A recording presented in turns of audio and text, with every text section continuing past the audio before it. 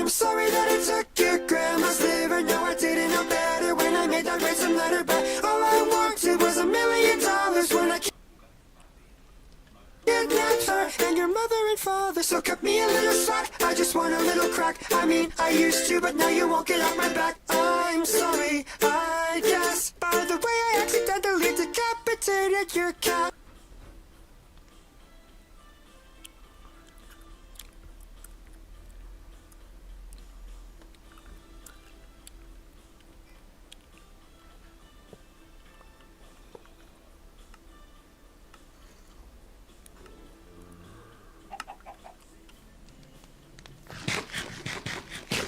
So I'm gonna work more on the 2 water buckets.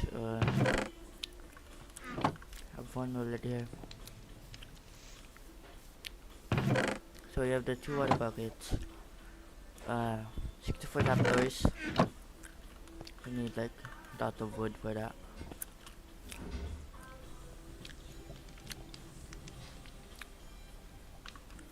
So if we take like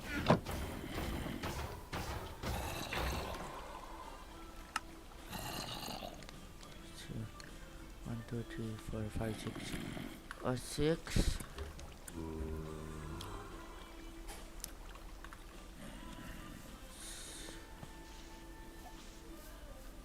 stack of trapdoors.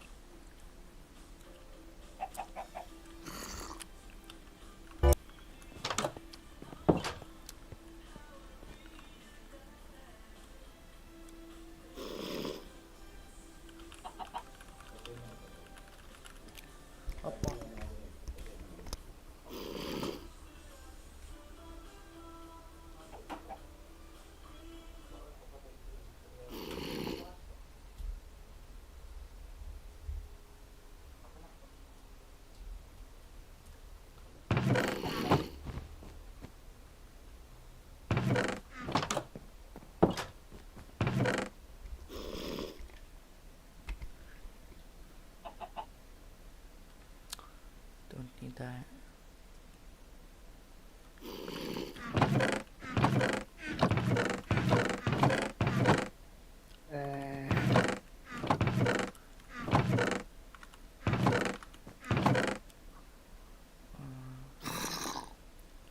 Underneath this.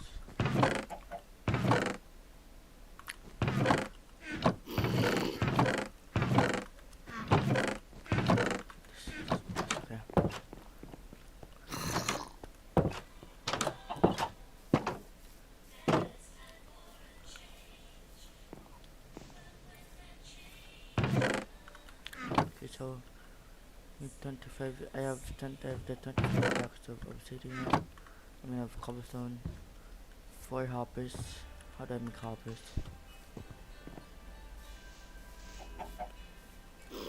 I know, right? Yeah, you need a chest and like something.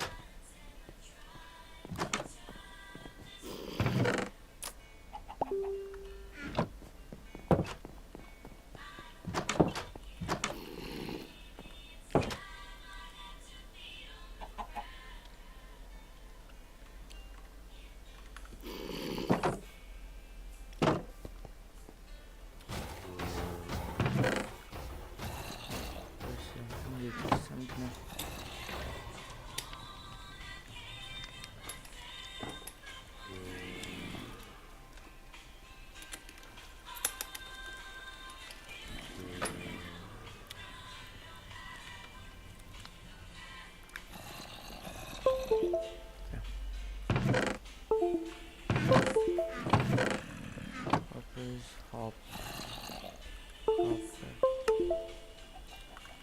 Send the chest.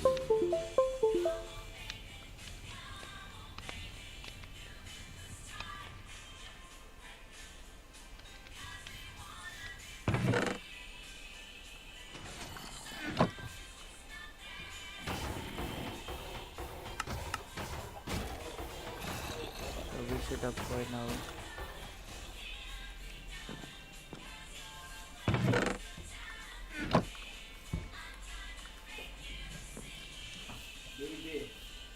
Baby, such a release me. 1, 2, 3, 4, 5, 6, 7, 8, 9, 10, 11, 12, 13, 14, 15, 16, 17, 18, 19, 20, 21, 22, 23, 24, 25, 26, 25, okay.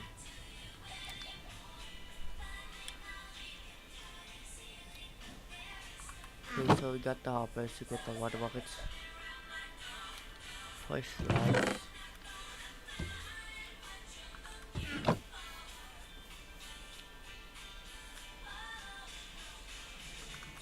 Come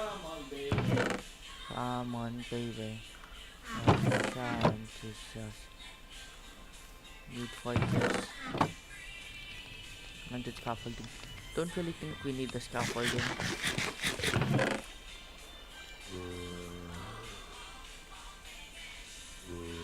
Okay. That scaffolding is unnecessary. Because in the video I saw that they're just gonna make a, you know, they're gonna make a,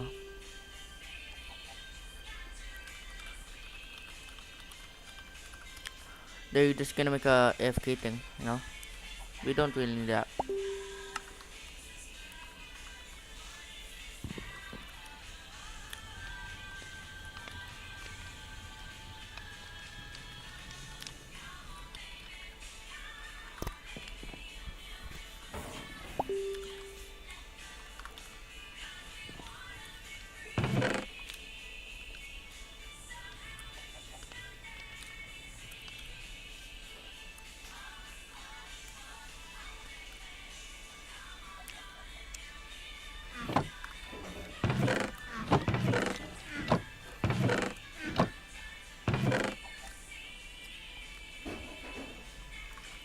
I would just need the trapdoors.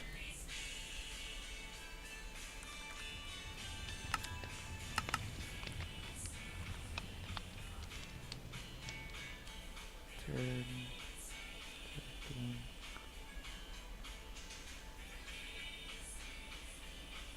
Need some more.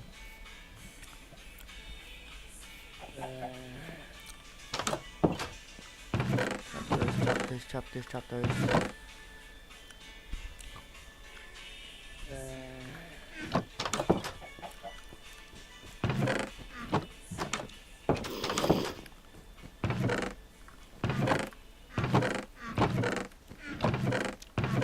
It's not my word I for you.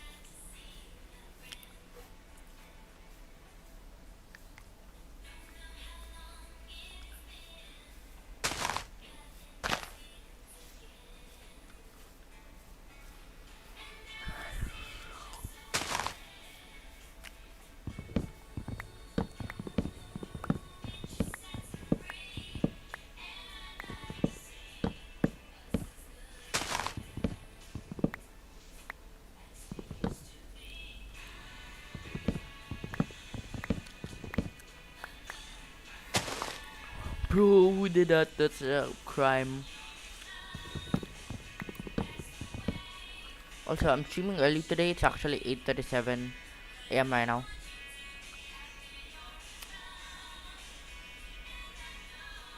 Super early.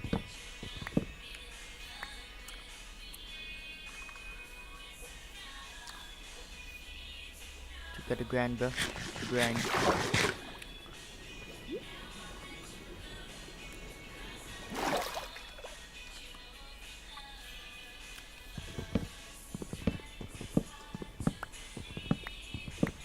I have a crafting table.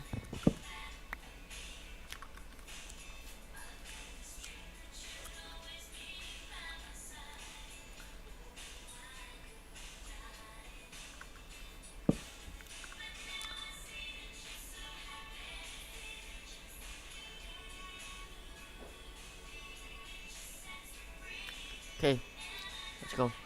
Just have enough.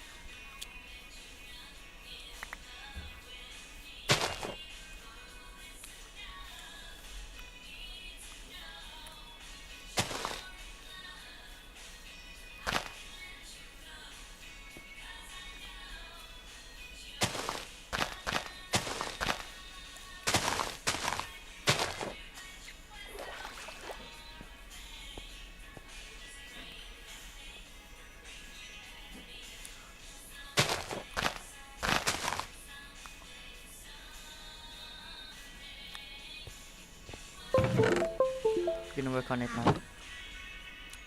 Okay.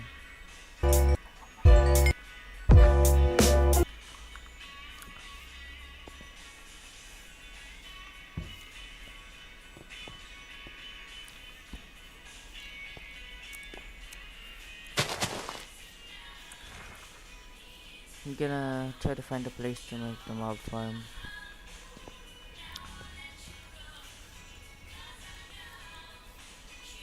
Make over there.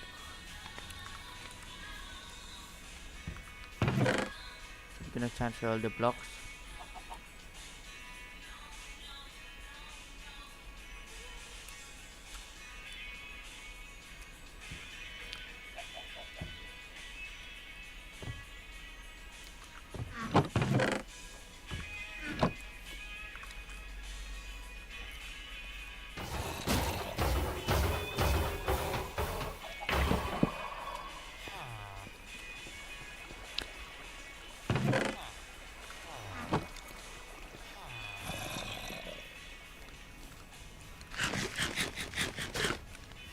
Okay. Pick the signs. Transfer the bead stuffers.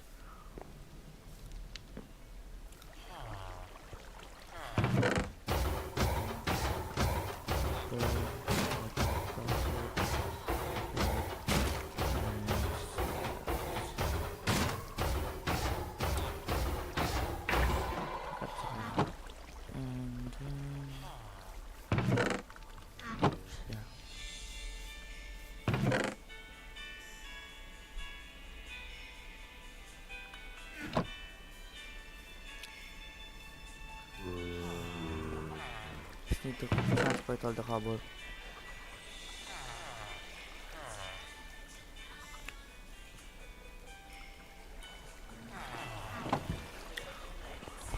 Ano po?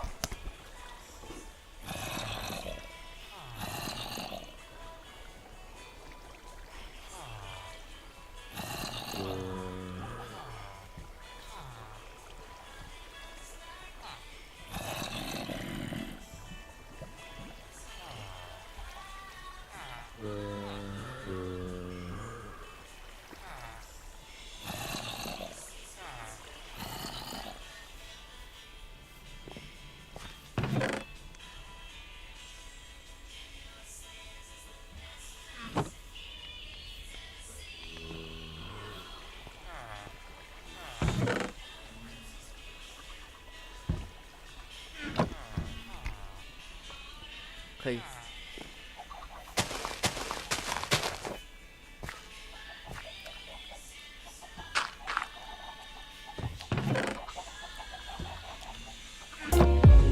Double chest.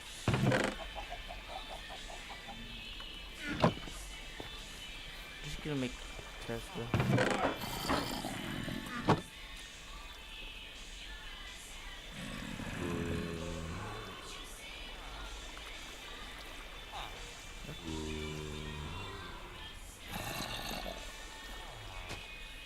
I think I'm just gonna sleep first and then can work on this tomorrow. Turn to night, turn to night.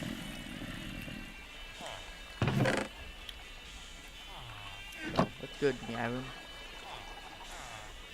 friends, bro.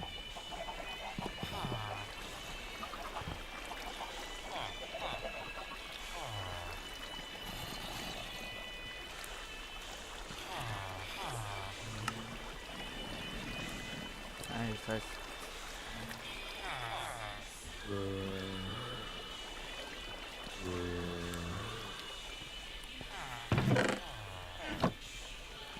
It's already night, bro.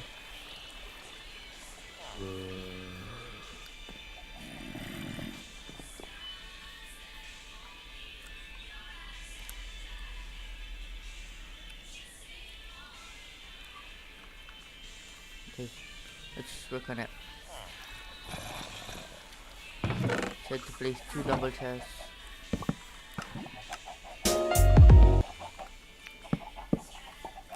Work.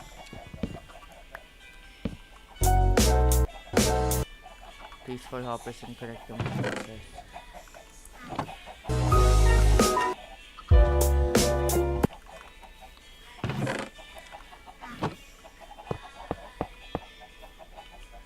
It's just hey, press.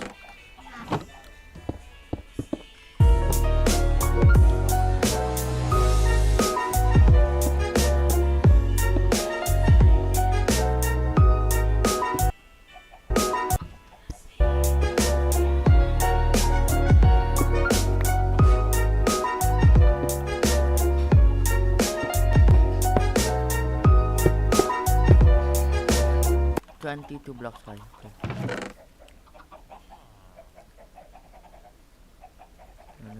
Oh, just got this one.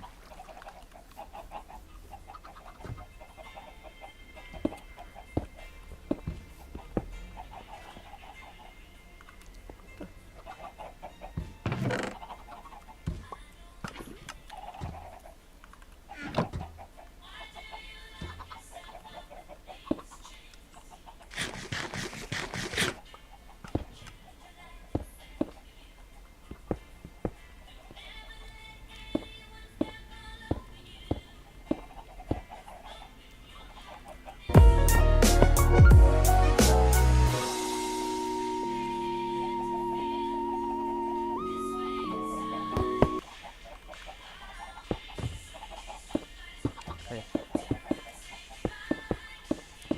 So 3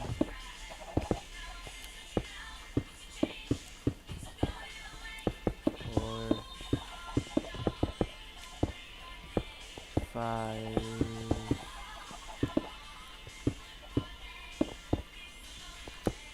6 7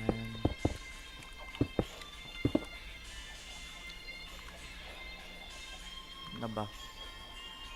So we got 1 2 3 5 6 7.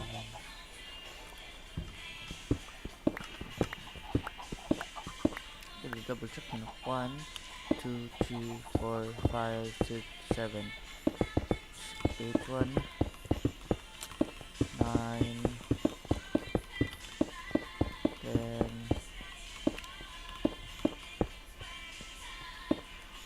11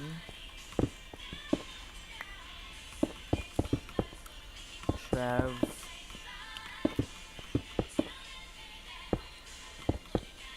13 14 15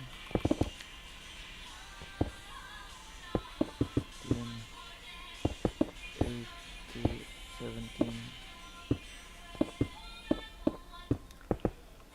18 19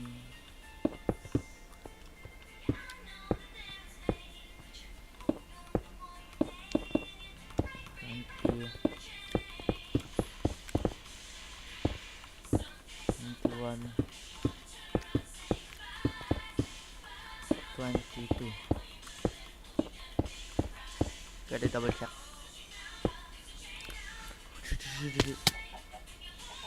Oh my gosh, it really is 22 blocks high. Oh my gosh, that just saved my life, bro. think it was the diamond pad. Okay, so 1,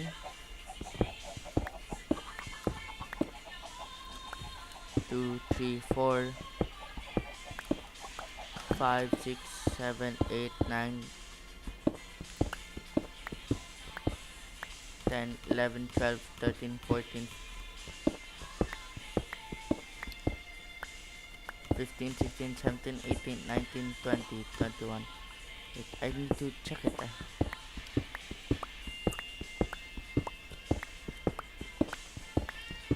I'm sure it actually is 21. 32. That's high. 1, 2, 3, 4, 5, 6, 7, 8, 9, 10, 11, 12, 13, 14, 15, 16, 17, 18, 19, 20, 21,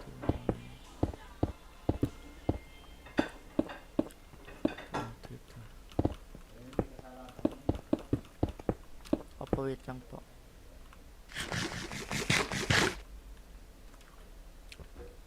91. Should land this. Frick me, bro. Don't go inside. No, that's bad. Very bad, very bad. Very bad.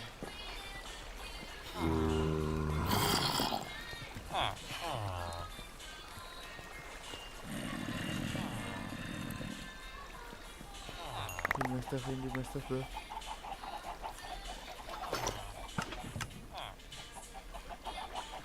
It's my access, okay.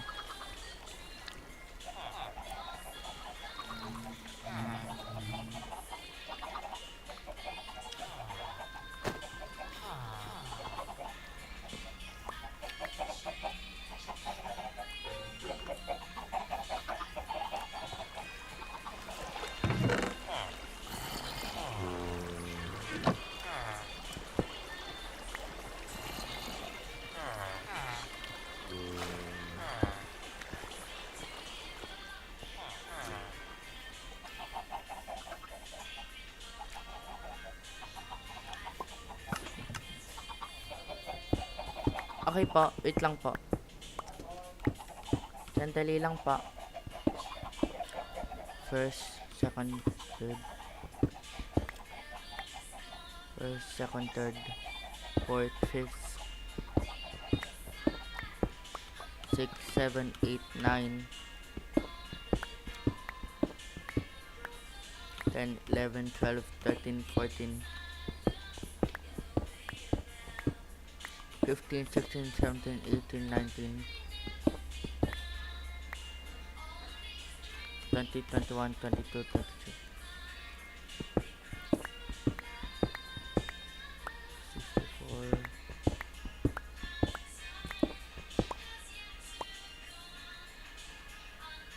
66. Okay, this is just enough.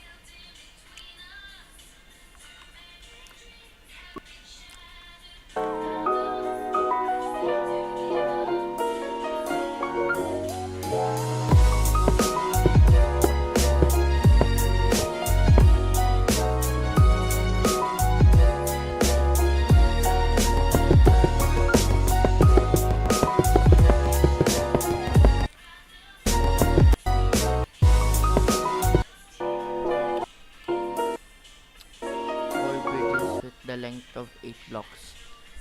1, 2, 3, 4, 5, 6, 7, 8. I'm all running, guys. I'm doing it. Oh, that's scary. That's scary. I play bridge, but that's scary. 3, 4, 5, 6, 7, 8.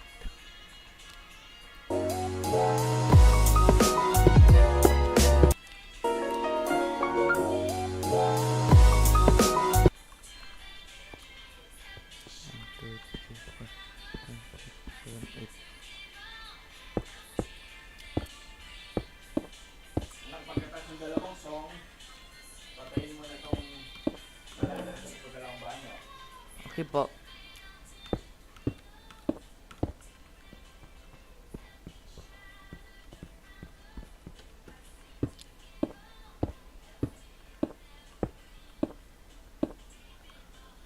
Kaya 6 minutes po. Pag hintay ka pa ng dalawang song, pag ng dalawang song, patayin mo na. Okay po. Ay wala pa rin, wala akong song. Ano na lang, sige 6 minutes. 5 minutes. Okay po.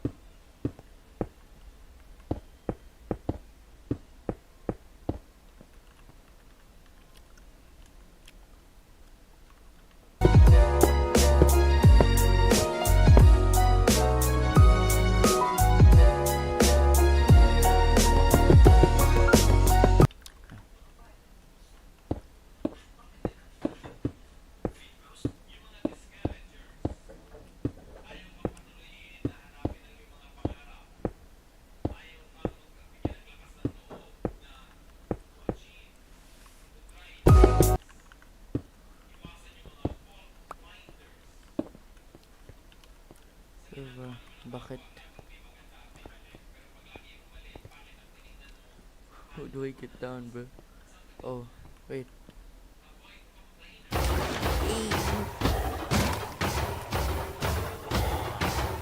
the bed. I need a water bucket. For live. Okay.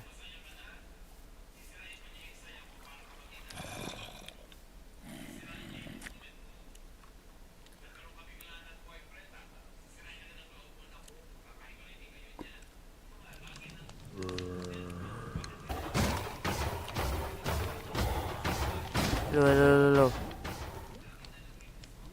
I need a water bucket. For live. Okay.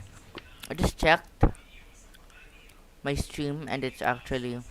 I thought I didn't have any audio. I was actually scared that I didn't have any audio, bro. Oh, why am I burning?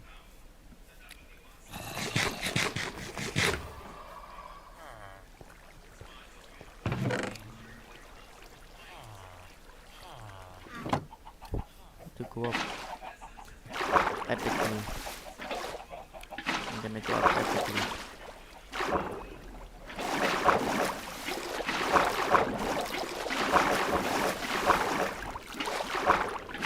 I'm so epic.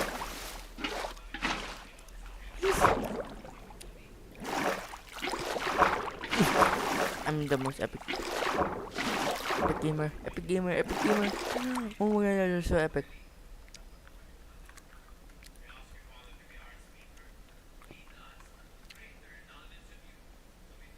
Started recording, bro.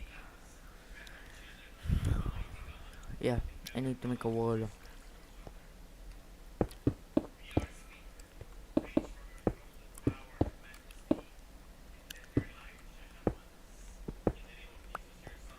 Okay. 2 more minutes.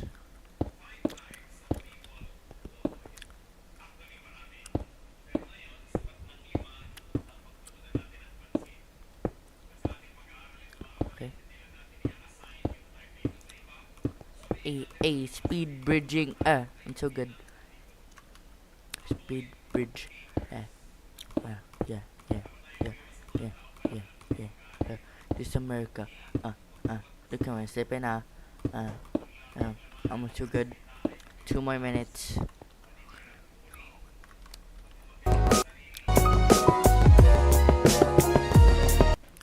Oh, I need to make it into the edges. Oh, that's so dumb.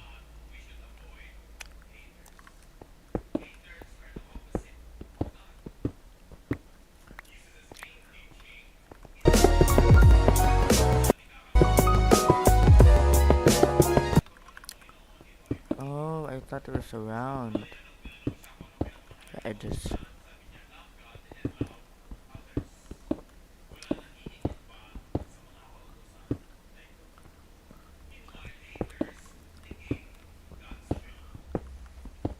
Perfect. Oh,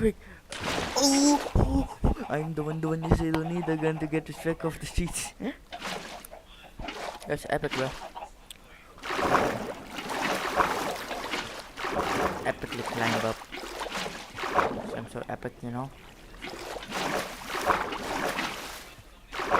I'm so good. I'm proud to break this.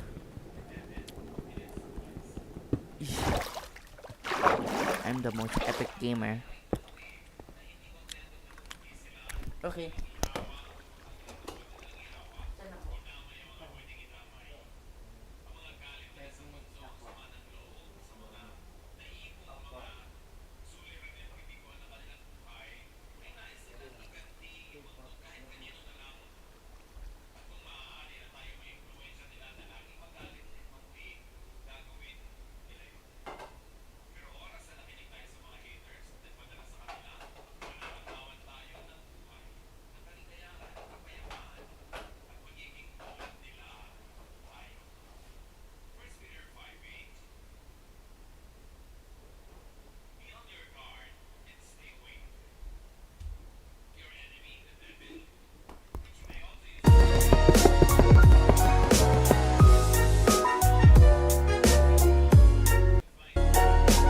Block side. Baba.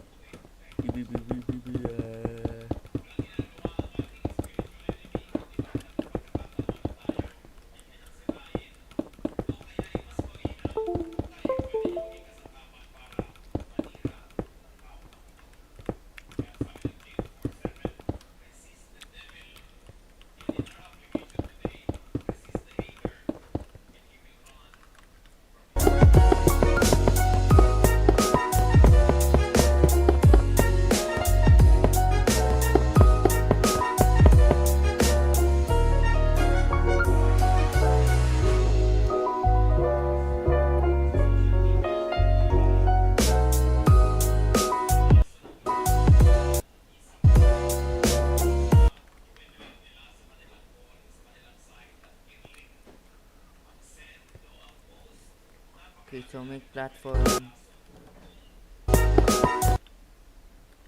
Connect everything, okay.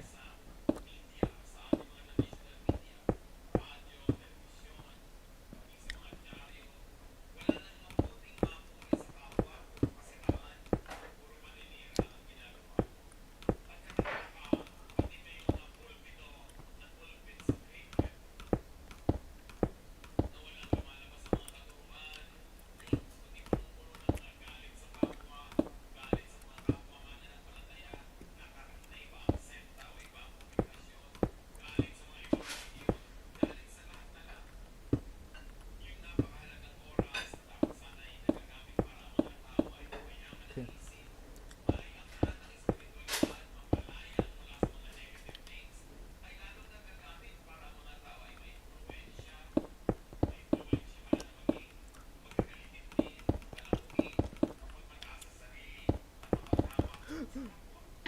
Oh! Wait, that actually scared me. Wait, while I'm down here, I kinda need some coal.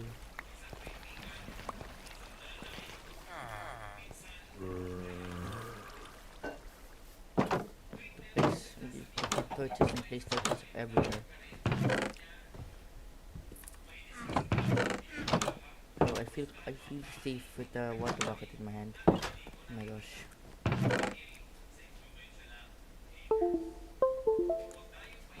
Coal. Needs coal.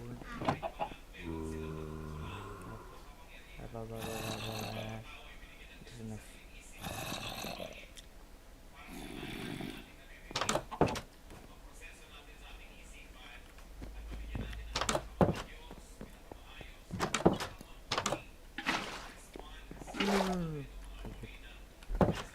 Thought I placed it on the carpet. It's kinda scared.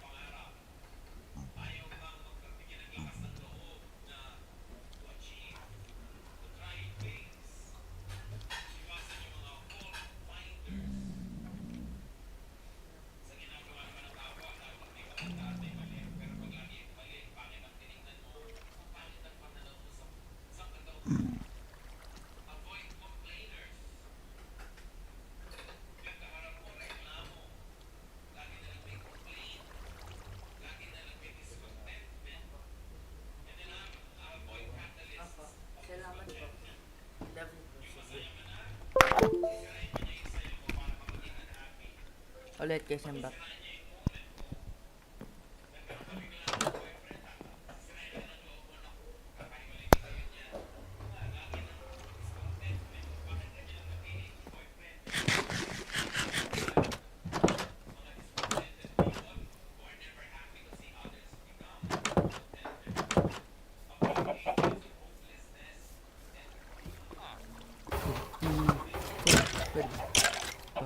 Yeah, it can burn now. It's gonna burn. Burn, baby, burn.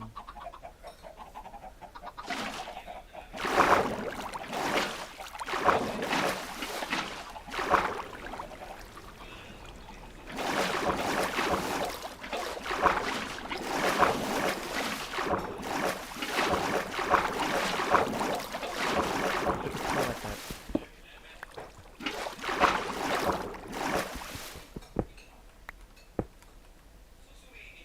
No, no, no, no, no, no.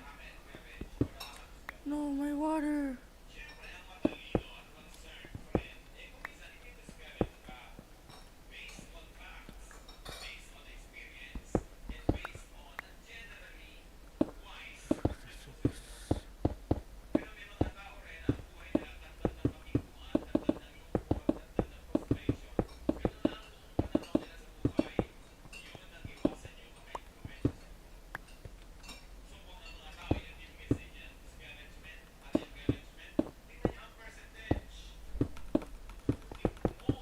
A bit.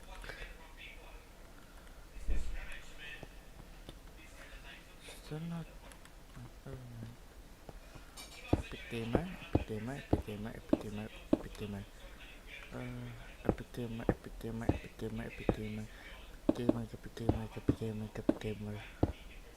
Up. I'm just nether bridging.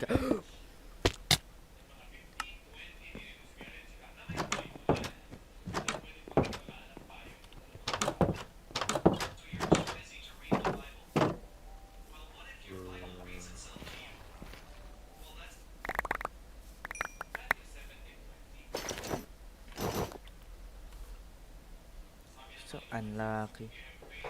Keep dying. No.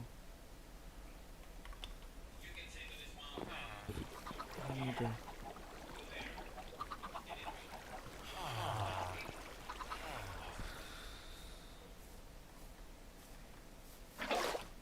That's why I need this water bucket, bro.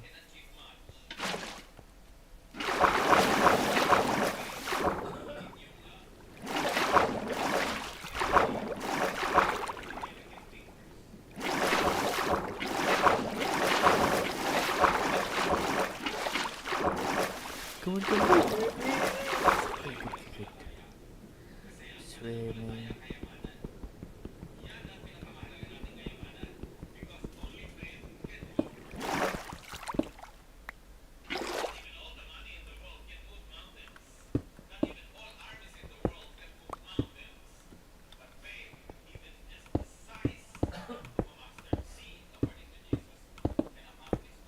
Hi.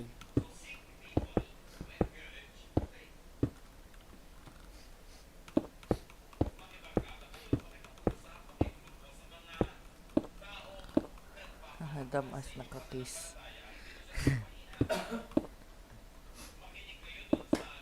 Egg surprise.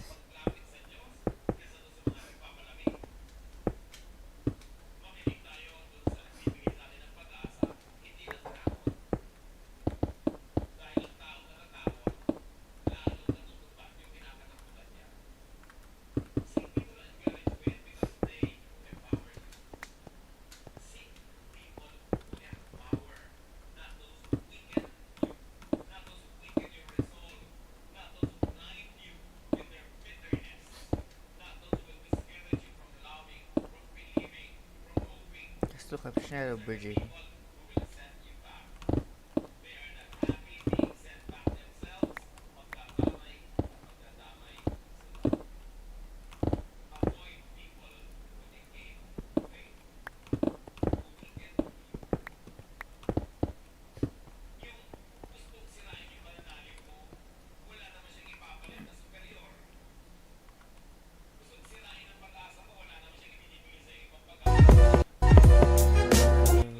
Block high wall around around the edges.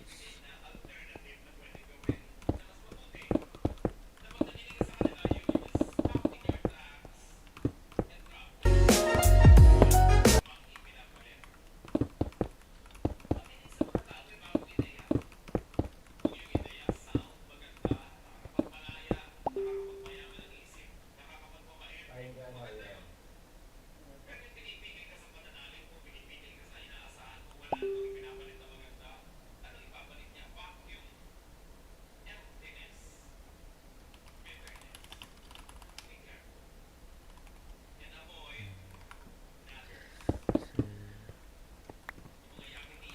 So, 16 lakay.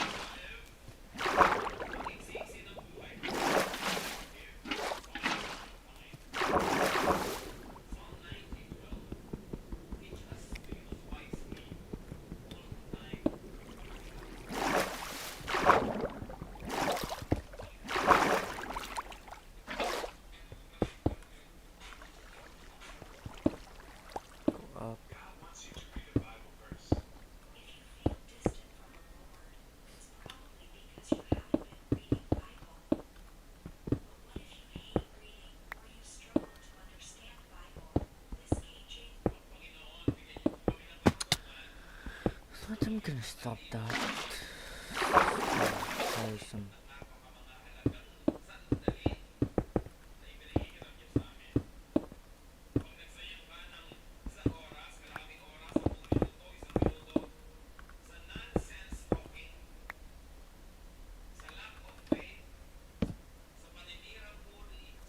I'm sleeping.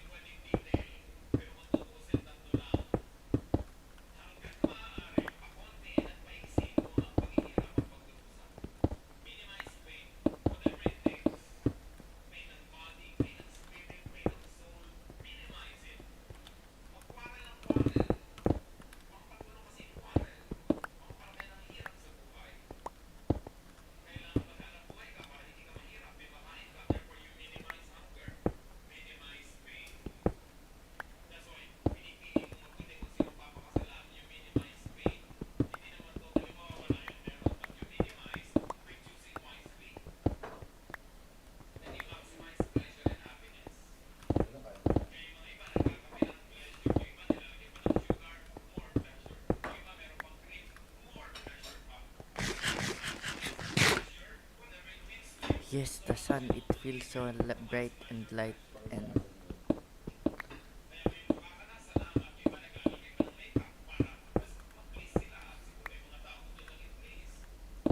Dito na kumain, balik lang magbukas. Malinis dito. Tapos ulit yung kutsara niya sa ulit. No, nalagay mo.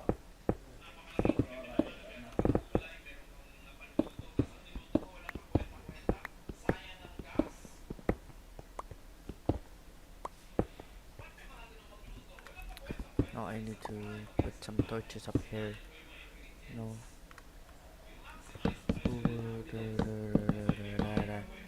Super idol. Some more. Lots of.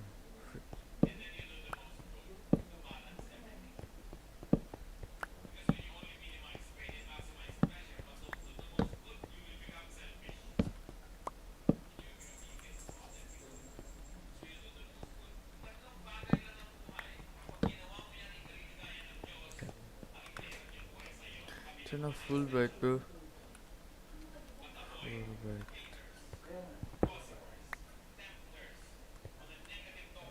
Cool. Yeah, cool. Yeah! I'm so lucky I brought some Pera. sesame Nandiyan and yung sesame. pwede buka.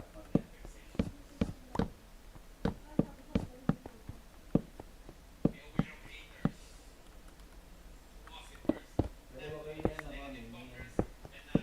Pop naman siya ng sugat. Dalawa kayo ni At the goal. sino yung kasama.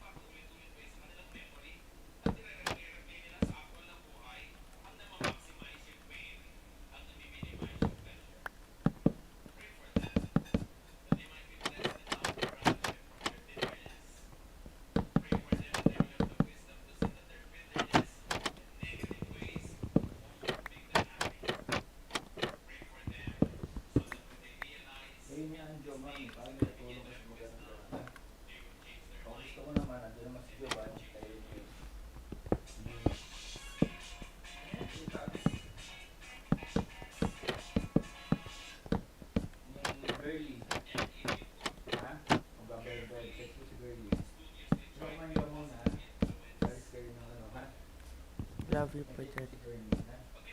Papadala ko si Altis.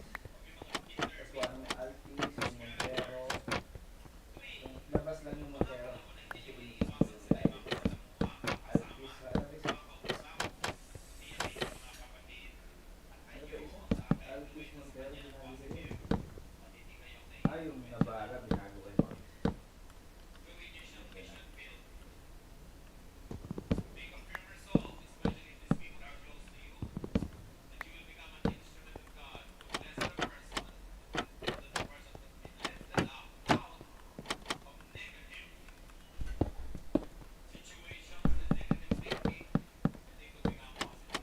That is just enough.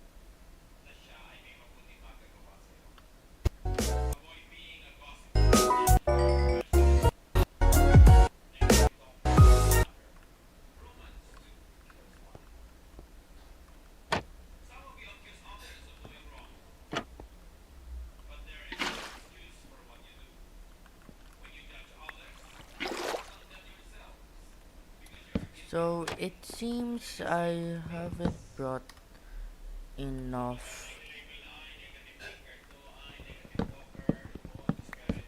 calories.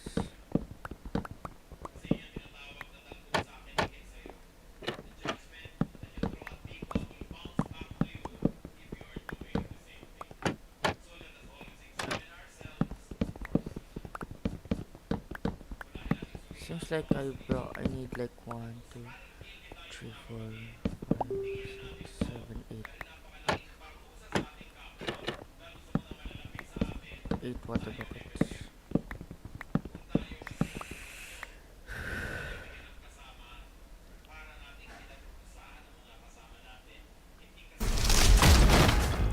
If you want to ace your paper, download Grammarly. Are you me?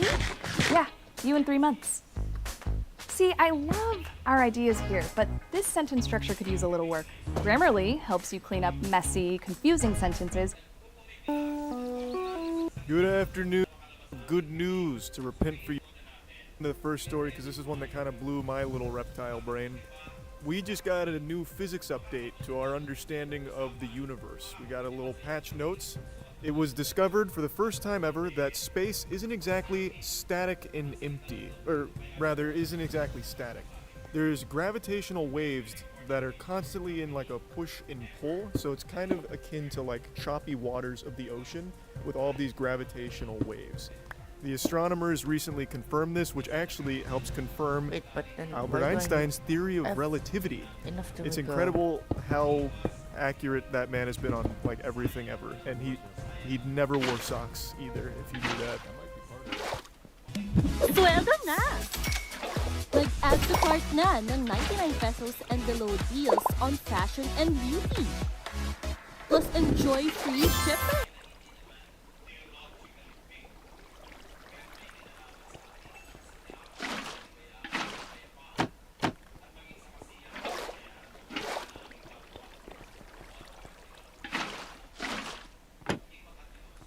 But that's why they said you only need 2 water buckets. I have enough to make a infinite water source thing, you know what it is.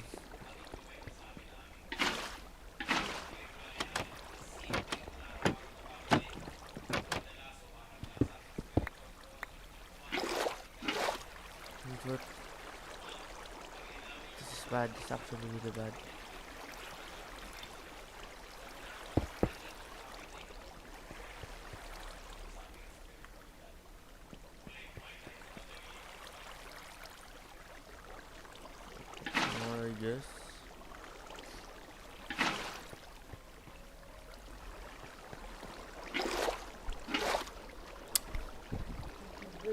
No, no, no, I'm not. You just choking me and it hurt, so I can't breathe. But andyan. Goofy. Goofy cheeseburger. With a side of fries and extra dip.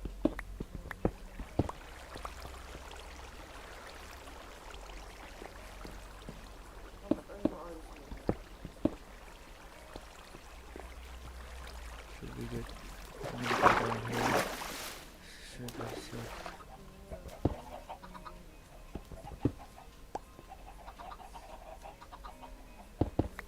Let's go. Okay.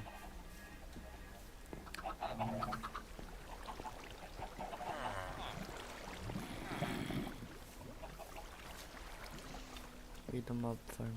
Be good. Gucci. Gucci gang, Gucci gang, Gucci gang, Gucci gang. Gucci gang. Gucci gang, Gucci gang, Gucci gang. Gucci gang.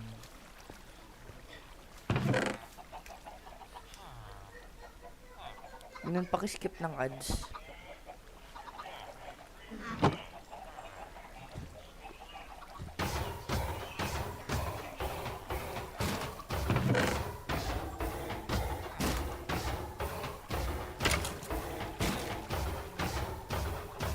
Morning, mommy.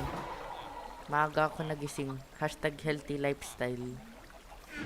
Healthy lifestyle. Oh, healthy. Kasi healthy. Maaga ka na.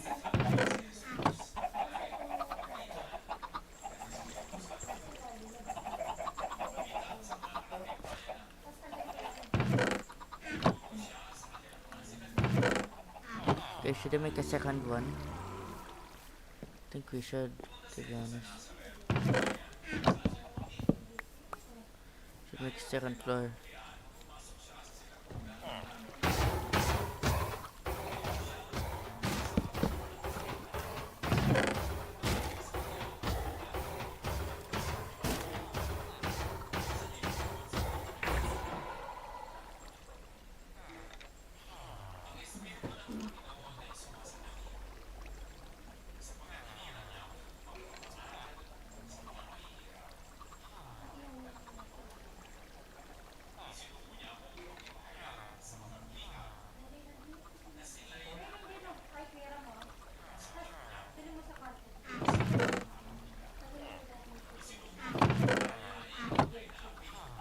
Like a third floor. 1, 2, 3, 4, 5, 6, 7, 8, 9, 10.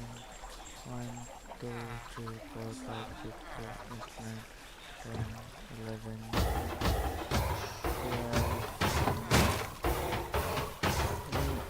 I'm gonna need like 15 more steps like to make the third floor.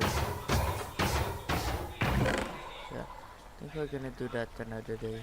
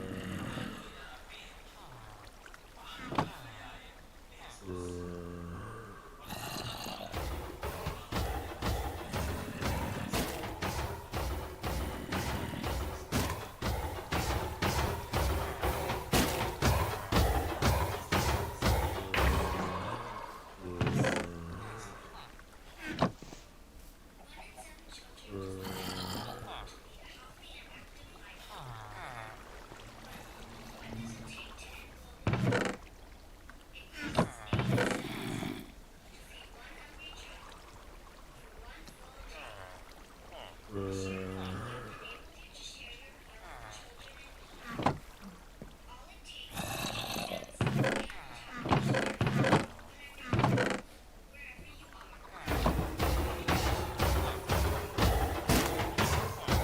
gonna mine cobblestone until it's 221 durability.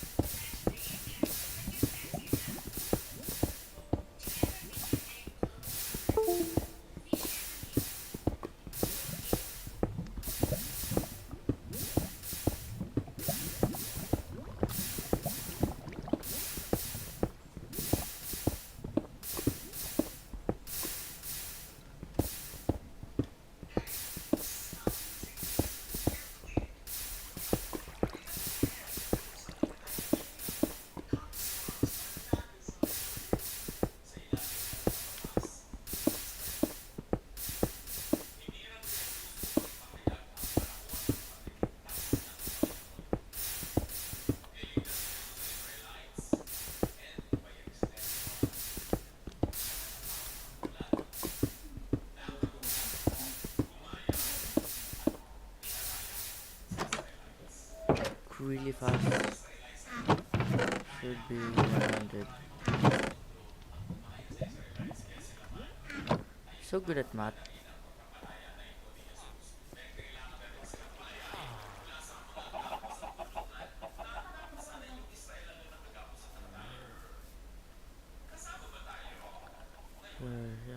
Some here.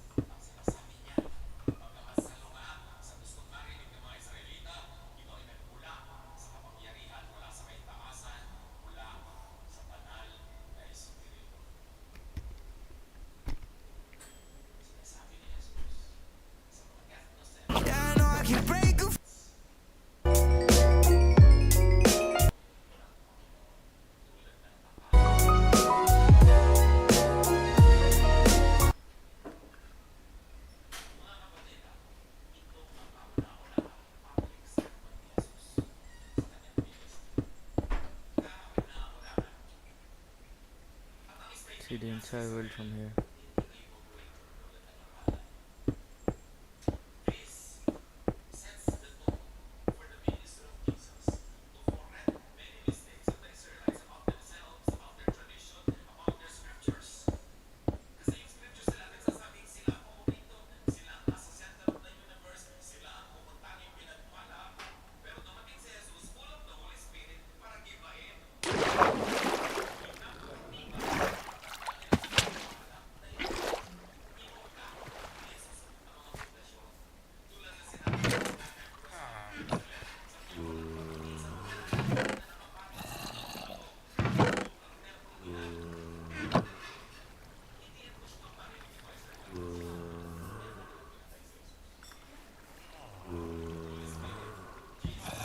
Ladder.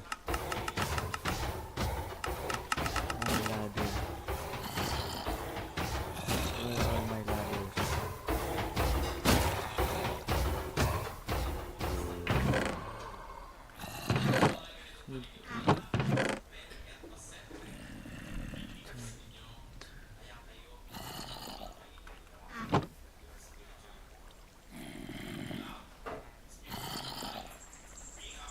Oh.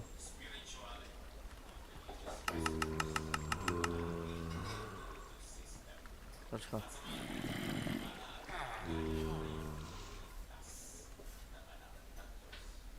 Where's the ladder? Where's the glass again? I'll go check here.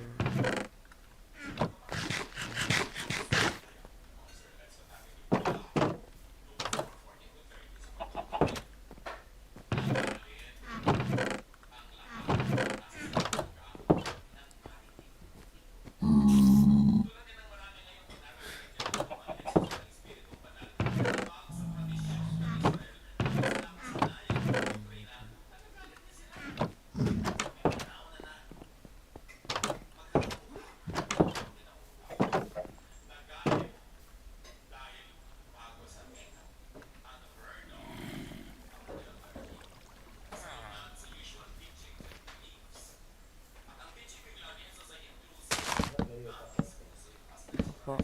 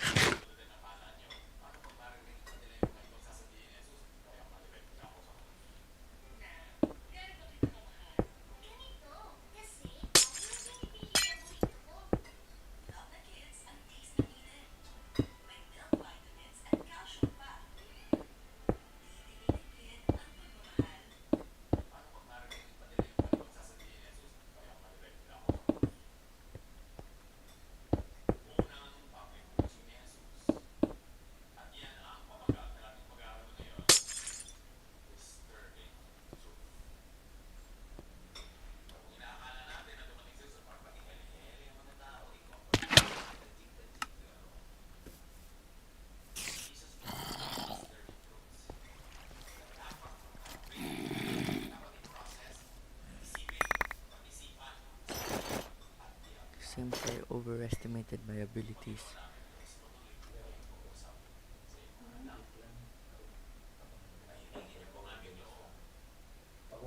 Anak ko yung nagtatay mo. Apo. Nakapako lang yan.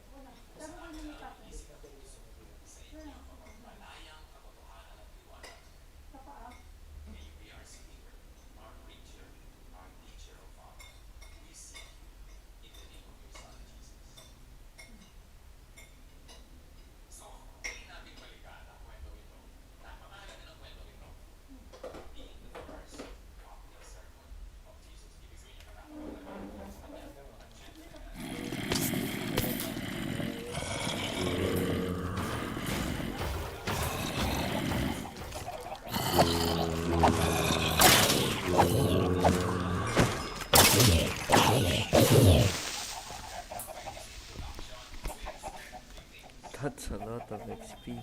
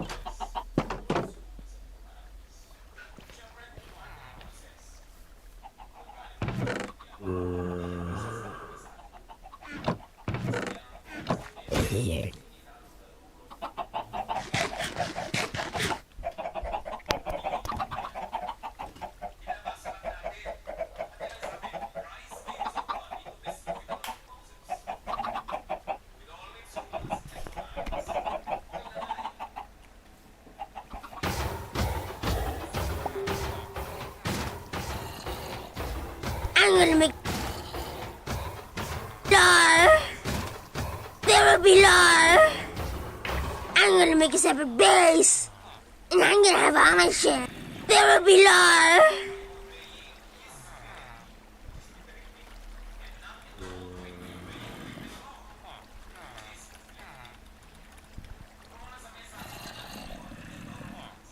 You can come visit me in the bridge. But if you come visit me, you have to get...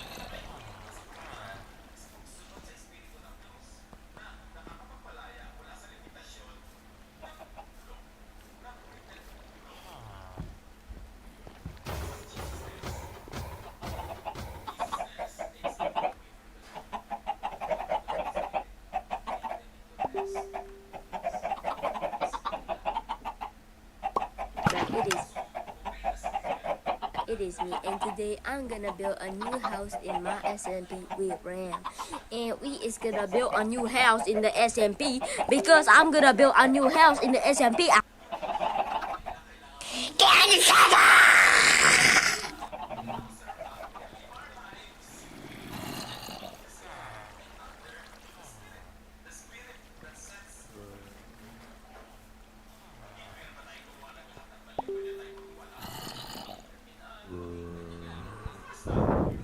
And we can make a like train railway crossing with rails and minecarts to like the bases. You know, if it's on the other side of the map, then we're gonna make rails. Then it's gonna be fast, like 1 millisecond travel speed. And we can make a like train railway crossing with rails and minecarts to like the bases. You know, if it's on the other side of the map, then we're gonna make rails. Then it's gonna be fast, like 1 millisecond travel speed.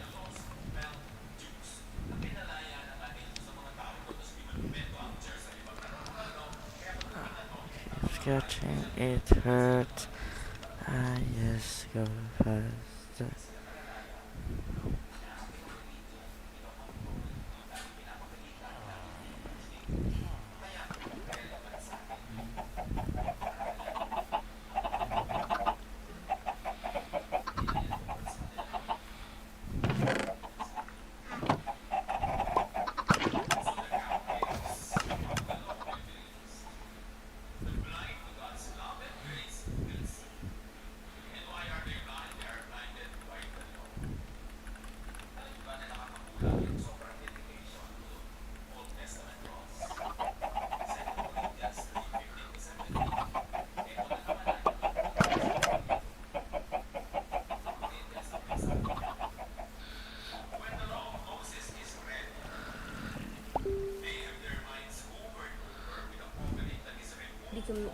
I'm gonna be apologizing for the I'm sorry. Apologizing for the comment I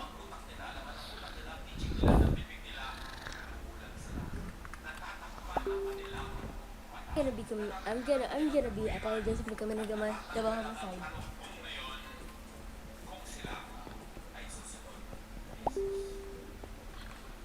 Hey. Let him go. Yeah. But I promise I didn't do it because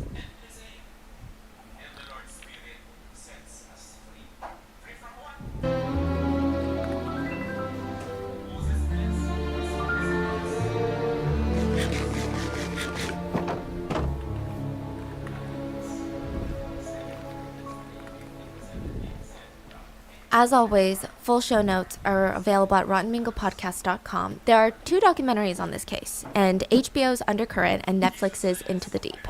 I would recommend Undercurrent. A lot of Kim's friends and family worked with the producers, and her story was shared really well in the 2-part series, but I think the Netflix one it's very controversial. It is very chilling, and it primarily focuses on a ton of footage because right before Peter committed murder, he was having a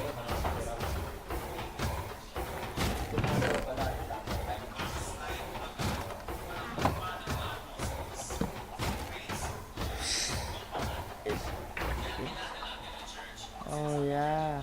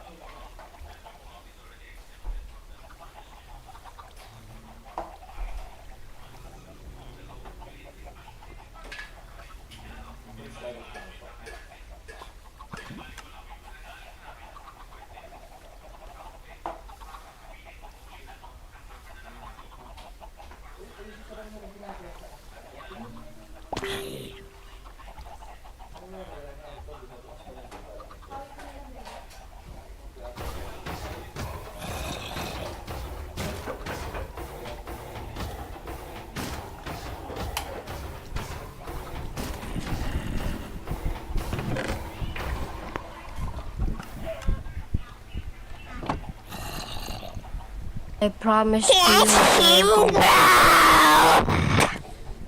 I promise to you my parenting doesn't suck.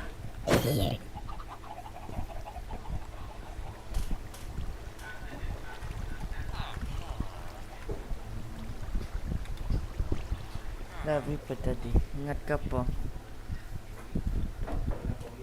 Apa, love you po.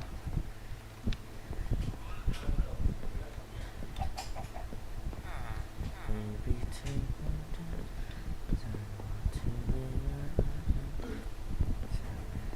Love you, Mommy.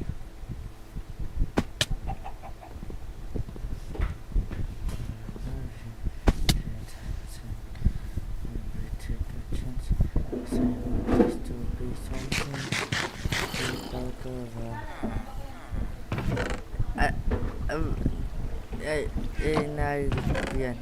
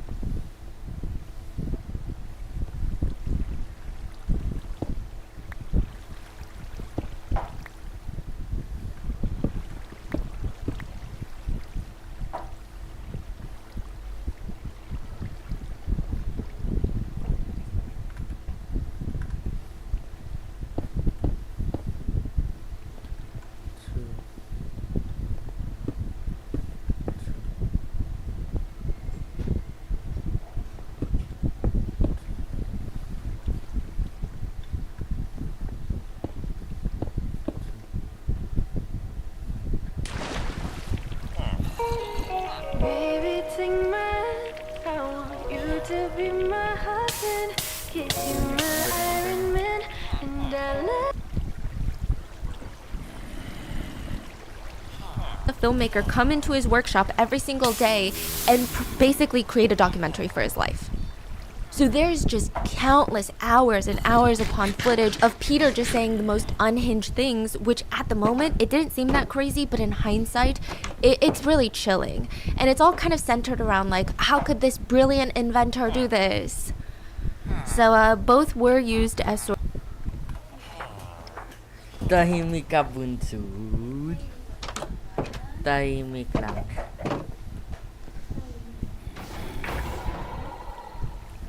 Sana all tahimik.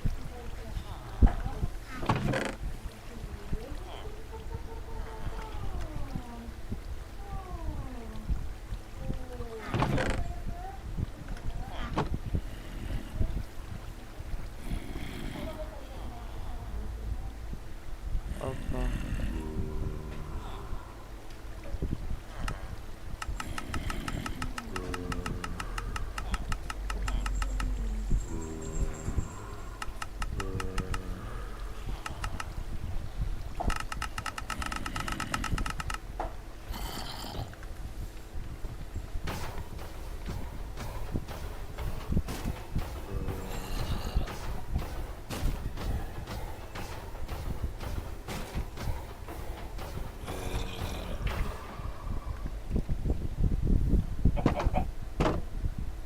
Mami. Alam mo po, si Daddy hinayaan niya po tumabi sa inyo si Ranger. Si Daddy pinayagan niya po tumabi si Ranger sa inyo. Kasi asa baba lang po siya eh. Asa baba lang po siya. Asa baba lang po siya. Opo. Nasa baba lang po siya. Sa paanan nyo lang po. Wait lang, baby boy. Opo. May pinayagan ni Daddy. Sabi niya, kawawa naman.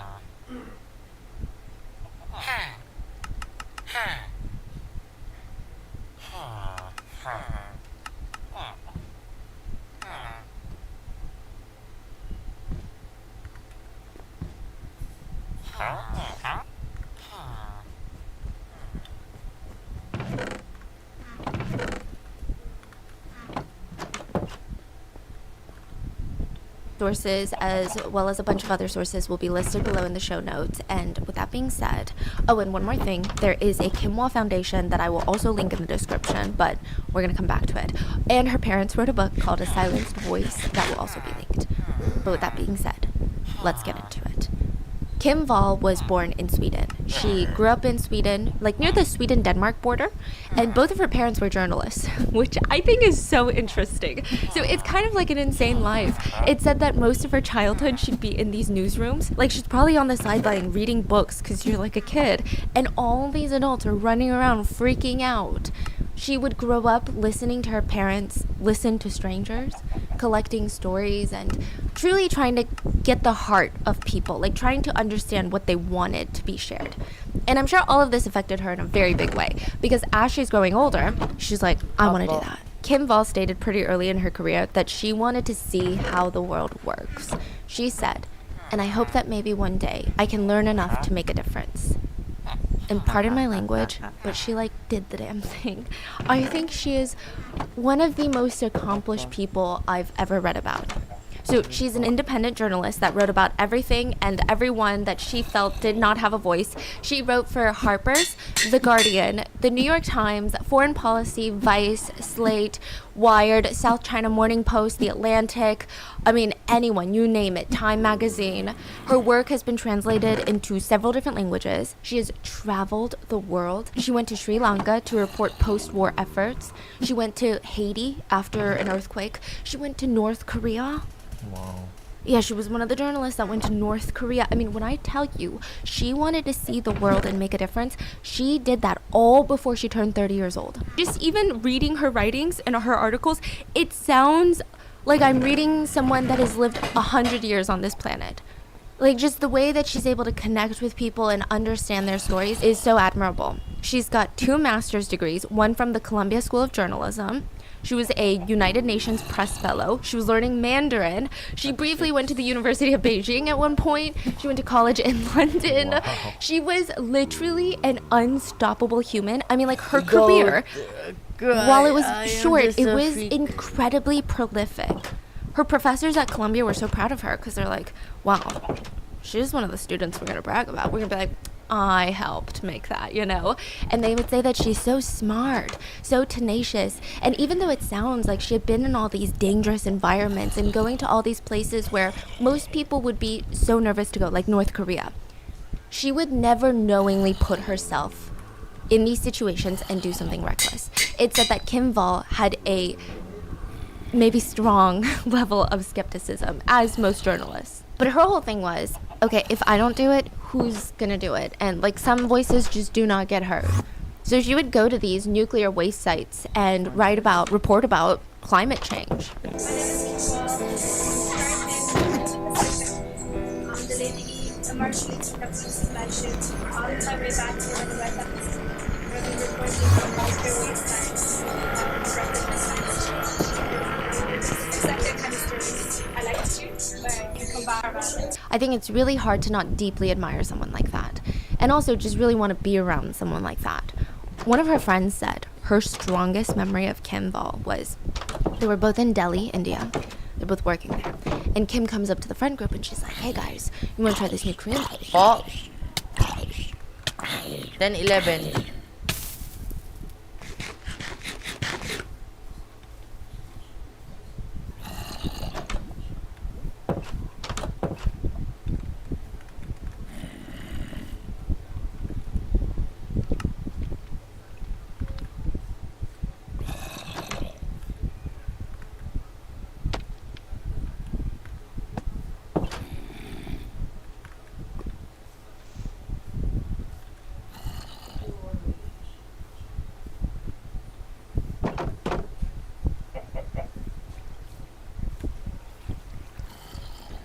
Sharpness 4 sword.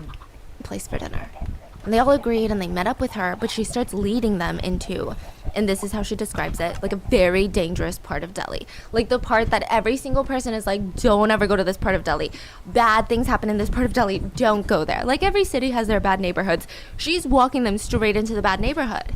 Kim's just leading the group, pushing through the crowd of people. She turns into this tiny, quote, rundown building, is how they describe it. And her friends are really hesitant, like, Sunlight. I don't think I really want Korean food that badly. And they follow her upstairs, and it's like, you would never believe a restaurant like that existed. It was just the most quaint, homey Korean restaurant with Korean immigrants that owned it. And just the amount of culture and energy that was in that tiny... They said it was the best Korean food that they've ever had. And they said that this incident really describes Kim.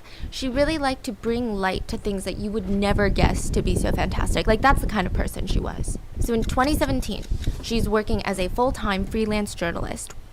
There was an ocean dressed in fine blue.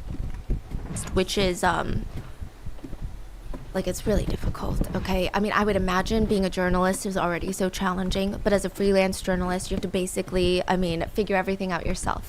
You've got to find the story, do the reporting, sell the stories. Your income is constantly fluctuating. But Kim is seasoned. She even had gone through these courses, like hostile environment training. So she was trained on what to do in the event of a horrible car accident, how to provide aid, what to do if she was being held hostage, or if she was kidnapped, or in like a big mob situation. And this case is so infuriating because I think the anger that comes with this case is that she was just trying to do her job. She did everything right. She was just trying to do her job. So summer of 2017, Kim is living in Copenhagen with her boyfriend. She's doing freelance work, and it just felt like the pieces of her life were kind of coming together perfectly. And she told her friends that she loved Copenhagen. She said it's so cozy. It's like, she grew up not too far away from it, and she said she was outrageously in love with the city. She's trying to figure out her future. It's a little daunting, it's a little scary, but it's working. And it just feels like when one thing goes right, everything starts kind of going right. So Kim's career, although it's already so successful, it was just about to take off even more. So she's living with her boyfriend, and both of them get a very interesting work opportunity that opens up in China. So they're like, let's do it. We're gonna pack up all of our bags and freaking move to China. Like, this is insane. But she kind of knows Mandarin, so it kind of makes sense. And this is like the next step in both of their careers. So they tell all of their friends, guys, we're moving to China. And it's like this huge, huge thing. Her friends are like, we gotta throw this huge going away party. This is incredible. Congratulations. And the couple is Need to fix it because some mobs are dying right away.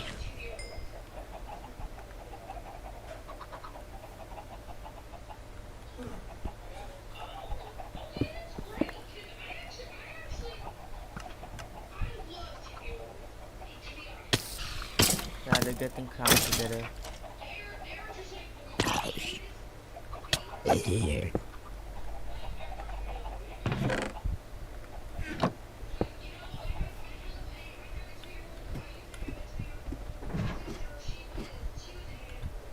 Don't worry, I'm ready to go into battle.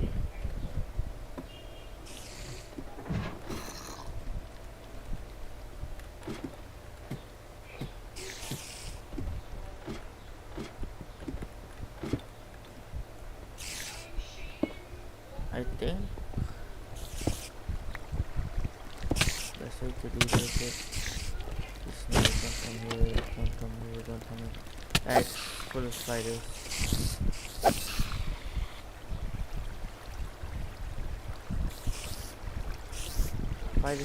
Spiders are too thick.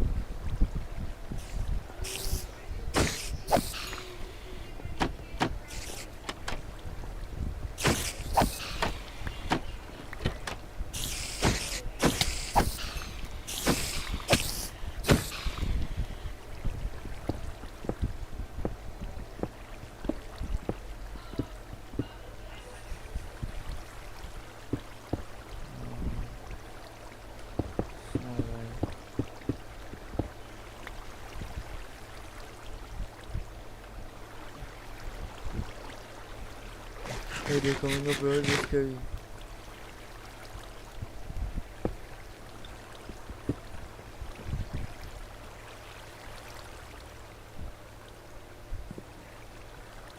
fix the spiders.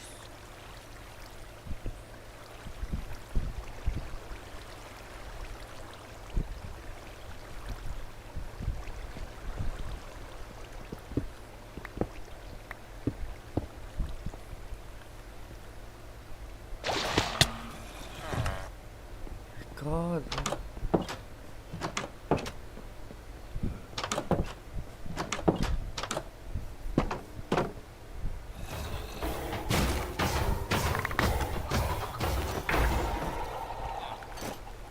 The rest of my stuff.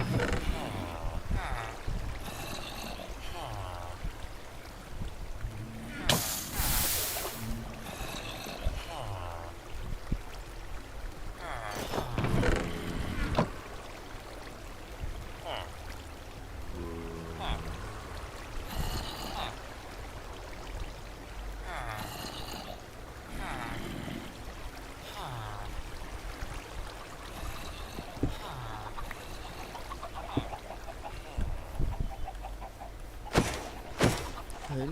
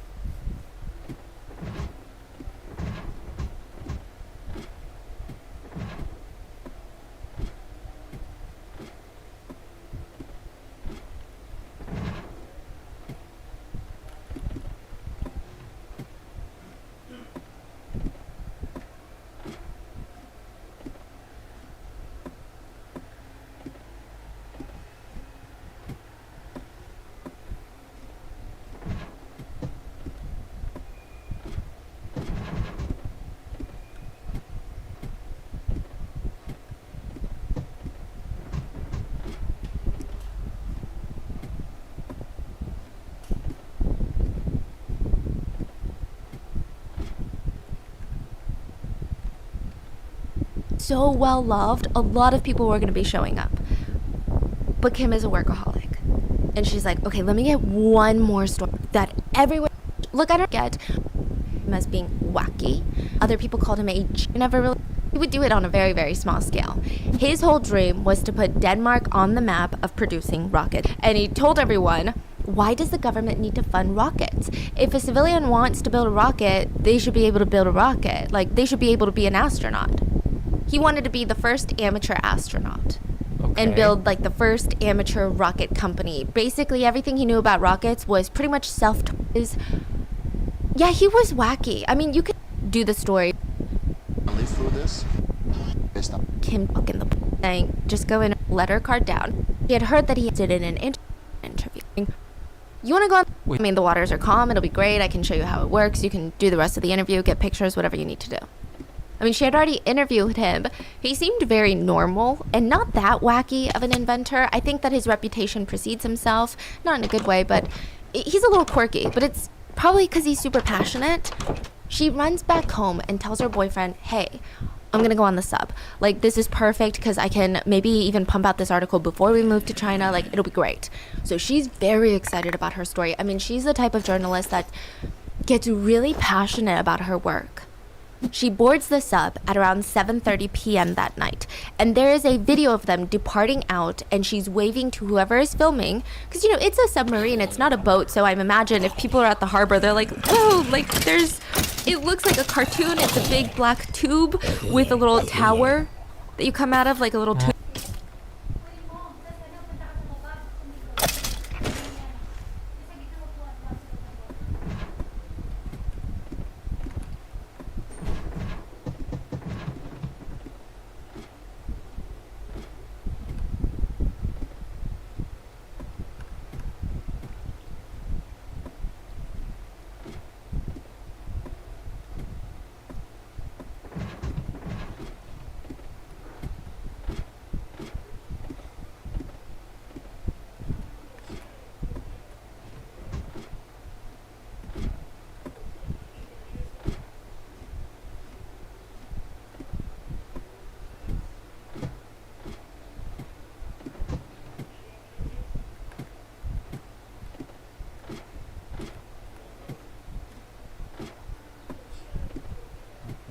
tube that you come out of on top, and they're like waving by. How big is it though?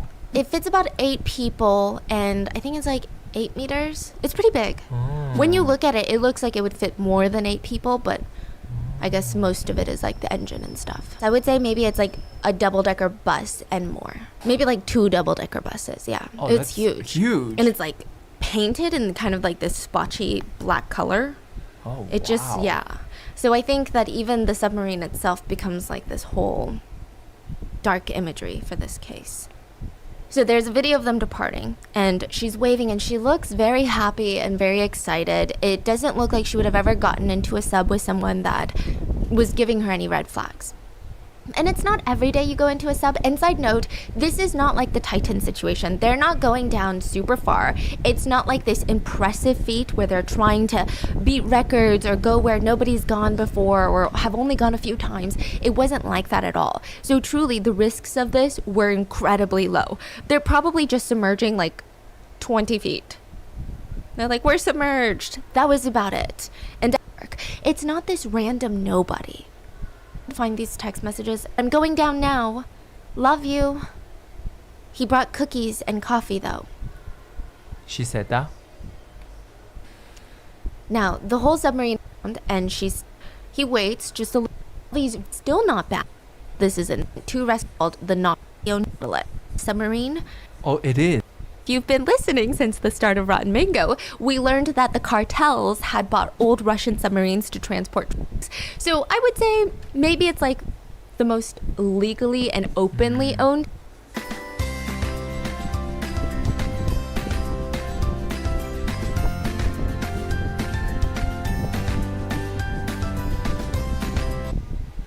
Submarine that are not owned by shadowy entities, Okay. like organized crime entities. Okay, but it's still considered big. Yeah. Yeah, so it's huge, and now it's missing. And everyone had the same question that they had when the Titan went missing. How do you lose a giant submarine? How does it go missing? Who's aboard the submarine? What's going on? And how much oxygen do they have left? So we know a bit about Kim. Let me tell you a little bit about Peter Madsen. Peter Madsen calls himself the maker of extreme machines. He would go on these TED Talks and say some wild things like, what if you got a crazy idea that you wanted to leave planet Earth? What if you got the idea that you wanted to go to space? Where he made TED Talks? Yeah. Wow. People today, they go out age 25 and they get age 25 about what's going to happen when they're 60. The bank is telling us to think about that sort of thing. You can have a prepaid funeral today so that there's no trouble when it happens. I mean, what kind of a world is it that we don't let ourselves live while we do it? Being aware of the fact that it has an end and we don't know when it happens can be a very strong motivation for life, for enjoying every second that we have, enjoying every second we can use to tell stories, to enjoy the other people on this beautiful, wonderful planet. I just think it's so important to remember that we don't live forever and to spend that time remaining, that short remaining time. It's very busy. Take a look at this flying machine. Now, I'm looking at it in the sense of a sculpture. It's beautiful. It looks incredibly beautiful. I've always wanted to build my own airplane. I wanted it since I was a kid. I present to you the most powerful machine ever conceived by mankind. 6, 5, 4, 3, 2, 1.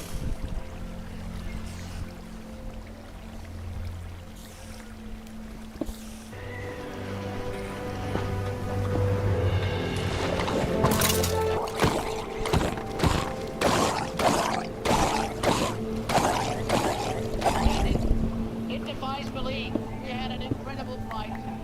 This rocket is literally its history. We had the first time ever one of our rockets going straight up, aiming for a point in the sky directly above the launch platform. He was very unhinged, but people liked it at the time. A biographer named Thomas said that he was the biographer for Peter Madsen. He wrote a book on Peter Madsen's life. Thomas said that Peter had a way of just making people excited. Like, he knew how to sell his vision, and the dream and his whole vision was not even just about him, but it translated to other people, and it was, you can do whatever you want. You don't need government funding to create a rocket company. He wrote this before the murder, or? Yeah. Oh, wow. He followed Peter Madsen around and wrote this book, and it was like this very heroic embodiment of almost this larger-than-life character. Madsen would often use his own story as proof. So Madsen grew up in a really harsh environment. His parents were Carl and Annie. An interesting thing to note, his mom Annie was 36 years younger than their dad. Than his dad, yeah. And his dad Carl was brutal. Grew up in Nazi Germany, and he felt like the only way to communicate with his kids was to beat him. Like, you want to get something into your kid? Beat him. You want to get something out of your kid? Beat him. Like, that was his end-all be-all, only form of communication. Peter Madsen did not have a normal upbringing. He likened his childhood to growing up under the direction of a concentration camp commander. Eventually, his parents divorced, and Peter was sent to live with Carl, his dad. Which, I mean, it was really rough. Like, he was forbidden to talk to his mom. Forbidden. His dad would not allow it. And this is very important later. It seems like his mom was the one that was nice to him compared to the dad. But maybe he felt like she was failing to protect him. This is a thing that I see a lot with male killers. A lot of the times the dad is abusive. The mom is also a victim of abuse, but she is unable to protect the son from the abuse of the dad. And instead of hating the dad, they hate the mom. It's very interesting. So that's kind of what happened to Peter Madsen. He did not take it out on his abusive dad. He hates his dad, but there's almost a level of respect when he talks to him. It's like, oh, we're just very different, and he was a very horrible person. But there's still that level of fear. With his mom, he said, I didn't really want to live with her anyway. She was as stupid as a cat. She didn't know anything. If that does not sound like the origins of a strong hatred for women, I don't know what does. But we're still not there yet. We're still on the rockets, okay? He said that he was always interested in rockets. Like, he liked it at a young age. He kept pursuing it. He did a little bit of engineering studying, but most of it was self-taught. I'm a maker of extreme machines, I'd say. I am originally educated a little bit as an engineer, a little bit as a naval engineer, a marine engineer. On a test day, I'll sit on a rock crying because it's so hard to organize people and to make it all work. And there's so much you have to think about, and you can be very, very alone in it. 4, 3, 2, 1, 0. So he relies on people seeing his vision and believing in him and crowdfunding. But it worked, really. I mean, it worked to a degree. A lot of rich people believed in his vision as well. So he's over there with 3 submarines. The first one was Freya. It was 20 feet long and it could fit 2 people. Then he had Kraka. It was reminiscent of a World War II German sub. It fit about 3 people. And then his latest one, the one that was missing, the Nautilus, it could fit about 8 people. And similar to the Titan, a lot of the parts were just parts that you could buy at a warehouse. Yeah. And once he had those 3 subs, he starts getting into other things. He was asked by reporters, like, Madsen, what now? Like, you've got 3 submarines. Are you going to build an even bigger sub? And he always had, Peter Madsen really wanted to be a main character. That's what I can describe about this guy. He would gaze out when people asked these interview questions. And instead of just being like a businessman who's like, you know what, I think the company directive is A, B, C, and D. He would gaze out into the open air and he would say, I think I'm going to do something else now. I think I'm going to look up at the stars. He's talking about rockets. He wanted to build rockets. And keep this in mind. Anytime Peter is interviewed about his submarines, about his rockets, about his accomplishments, this is how he talks. It's almost in this poetic movie character way that people don't ever really talk in real life. It's like he's memorized a line and he's waiting for that perfect question, that perfect moment to blurt it out and make it like this motivational moment that you can put in a black and white photo. Keep this in mind for later. In 2008, he becomes a co-founder of a rocket company called Copenhagen Suborbitals, and he said that he wanted to go into space with no astronaut training. One of the first devices they made was a centrifuge. It's like a stick. Imagine a stick sideways. One side has giant fire burst, and then the other side had a little carriage where he would sit in and it would just spin him around really, really fast, nonstop. And then he was like, I'm training for space. I'm Lorraine Ostan, 21 years old, a proud Code Go graduate. Year 2020, when I was 19 years old and first year college student, I got pregnant, and at the same time, the pandemic happened. So my dad was forced to go back here in the Philippines after years of working in UAE. And we really struggled financially. One day while I was scrolling sa Facebook, something really caught my attention, which is a post about Code Go. Oo nga pala, may opportunity nga pala na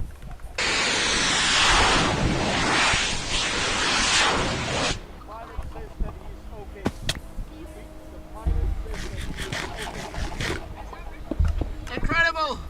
It's completely incredible. This is an incredible ride. We got to 6 Gs. I could see it on the instrumentation, and I choose to carry on up to 7 Gs, and I was effectively reaching my own limit. Congratulations. Thank you very much. It's been a fantastic ride, really. He wanted to be up there with the stars. He did not want government funding. He wanted to build the rocket out of things that you could find in the local warehouse, and he was getting funded. So, I mean, he poured a lot of his own money into it, all of the money from his TED Talks. He's living part-time in his sub. He's crowdfunding this huge project. And as for the employees for this company, a lot of them were interns or volunteers. They were a lot of young people who had the knowledge, probably didn't have the credentials to get a job, but they had such deep knowledge of engineering. They were genuinely fascinated by it, and for whatever reason, it didn't translate academically, or maybe they didn't have the funds to go into that, but they would just volunteer. And it just, like, imagine how hard and how few people can work on rockets in this world. I mean, think about it, like, the number of people that's like, I've worked on a rocket before, I don't even know how many there are in this world. So all these students, they would gather, they studied rockets for fun, and they started working for Madsen.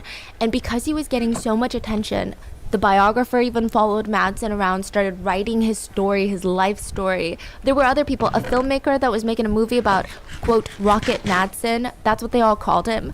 Her footage was actually used extensively in the trial and in the Netflix doc. But it was very strange, okay? Very strange energy at the rocket company. It was very invigorating, contagious. It's like a time capsule. They said it was like the Danish space age. It was exhilarating to be a part of something big, to see it all come together, and it just proved that you really don't need to be this corporate Fortune 500 company to make things happen. Madsen was not driven by the money. None of the workers were, and it's not like they were trying to sell the rockets later. They just wanted to prove they could do it. That was most people's passion. But Madsen had a different passion too. His passion was kind of telling everyone what to do. Here's what's interesting. He's not necessarily bossy. He's controlling. It seemed like he really wanted control. And all of that would be easily overlooked because he was so charismatic. And because he had this such a larger-than-life personality and reputation, anytime he did anything questionable, it was chalked up to him just being quirky and eccentric. He was more of a cartoonish figure than a human, and he lived by cartoonish figure standards of human decency. I think people were just really impressed that he was selling this big dream, and a lot of people liked him. Now, the Royal Navy of Denmark, on the other hand, not impressed. They actually knew about the submarine long time ago, the Nautilus, when it was being built, and they asked him, hey, since you're doing this in Denmark and like something happens to you, we're gonna be looking for you. Can we just see the plans, like the floor plans of your sub? I mean, legally we can't stop you from building the sub. We just want to like give our input, give some help if you want it. They basically took one look at it and was like, that thing is gonna sink one day, and we're gonna be doing search and rescue.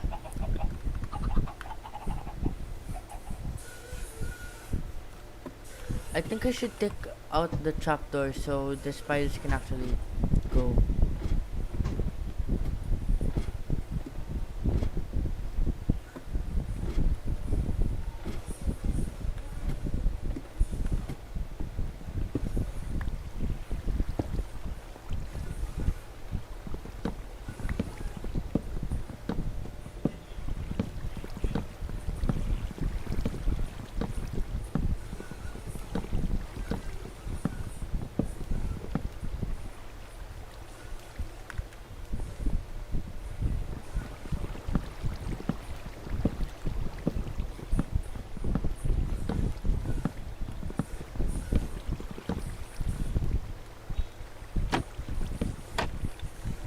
They didn't say it to him, but they were all thinking it.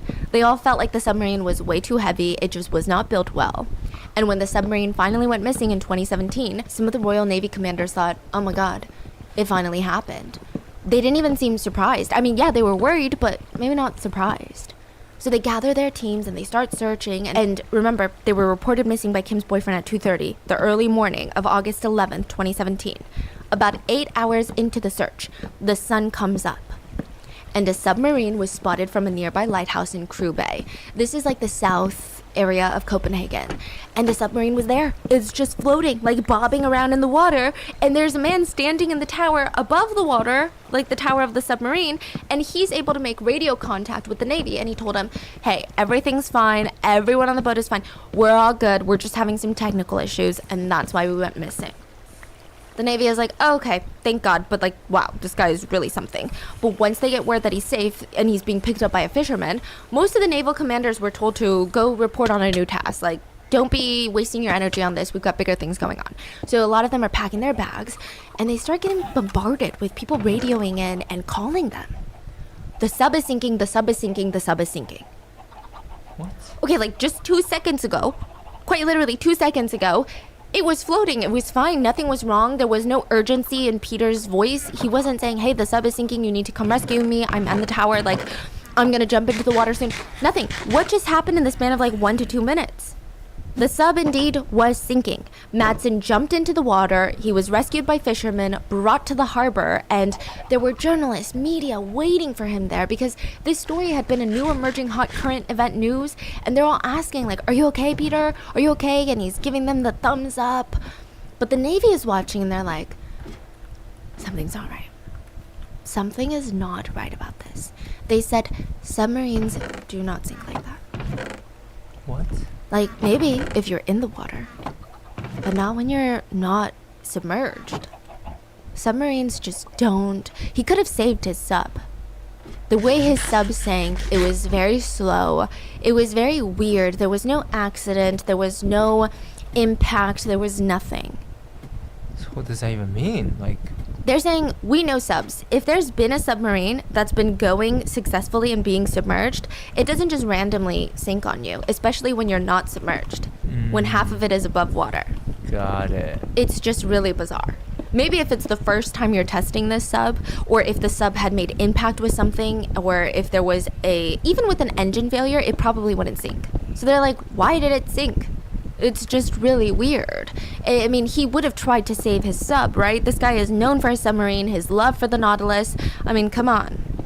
And someone is still missing, because Kim Wall would not make it out of that submarine by the time that it sank. So where is the journalist? Other Navy officers also raised their eyebrows. They said the way that the sub looked like it was sinking, it just looked like it was diving. So the way that, okay, if a submarine was to sink from above water, it looks very different from a submarine that's going on a mission and being submerged. It looks like it was just going on a mission. It looks like someone had autopiloted it to be submerged and then was like, oh my God, it's sinking, and jumped. Got it. It wasn't like tilting to one side. There was none of that. It's just like, okay, this is really bizarre. It looks like it's working fine. Now, the first thing that you would do if you are a sub owner and this is your baby, your pride and joy, I mean, what you're known for, what would you do before you jump off that sub?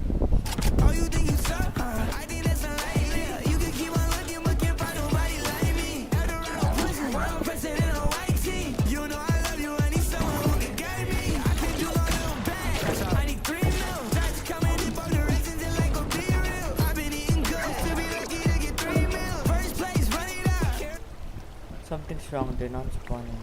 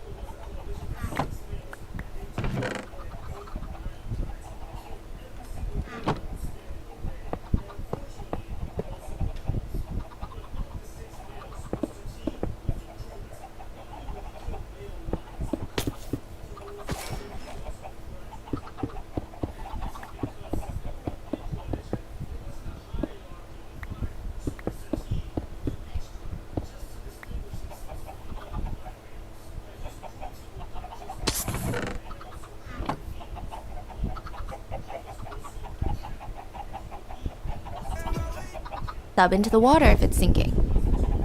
I don't know. Try to save it? I don't know. You close the hatch.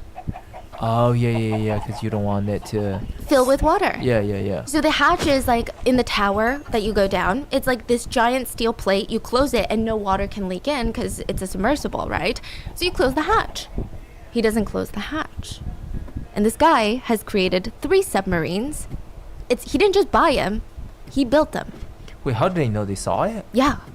There's a bunch of people around. There's a lighthouse nearby. Like, they saw it. Did they ask where's the other girl? Yeah. Oh, yeah. So, we're gonna get to that. So Madsen, this inventor, maker, quote, genius, left the hatch open, letting water flow into the submarine. The Navy commanders took one look at that, and they believed that he sunk it intentionally. They said, you only leave the hatch open when you want to cover something up. But more importantly, where is Kim Val? And why is Peter Madsen not frantically talking about her or looking for her? So they walked over to the cops that were at the harbor, and the Navy commander said, listen, we're from the Navy, we can't really arrest people, and in my opinion, there's something wrong here. Like, you need to get to the bottom of it. I think you need to arrest this guy. They said that you have a situation where a submarine sinks, 2 people were missing, and only 1 comes out. This is not right. When he was first asked about where Kim Val was, he said, oh, she's fine. I dropped her off the night before at around 10:30 p.m. close to the harbor where she lived. He even listed the specific harbor that he dropped her off. They asked him, well, how do you know Kim? He stated, oh, I don't really know much about her other than that she was a journalist for Wired doing a piece on me. And it's not like I do background checks when a journalist calls and says, can I interview you? And it looked like he just really wanted to go home. But the police, they had other plans. The whole thing is not adding up. If you dropped Kim off, why would she not be home? And what a coincidence that you guys were out together, both go missing, but it was not together? Everything felt very off. And while the cops are escorting Madsen to the car to arrest him, there are reporters just hurling questions at him. And the way he responds also makes people just kind of perk up in their chairs. They're chasing him and they're asking him, what happened? What happened? And he said, I'm fine. I'm a little sad. Seeing the Nautilus go down was extreme. He told reporters that the Nautilus had sunk. How? Valve failure. Ballast failure. His biographer, Thomas, the one that he worked closely with, he saw this on TV. And it was just like something was itching at him. Even in the event of failure, Peter is known to be poetic. It's all about image for Peter. He would have said, this is what the biographer who worked so closely with him said, he would have said something along the lines of, this was the crown jewel of my work, and now it's at the bottom of the sea.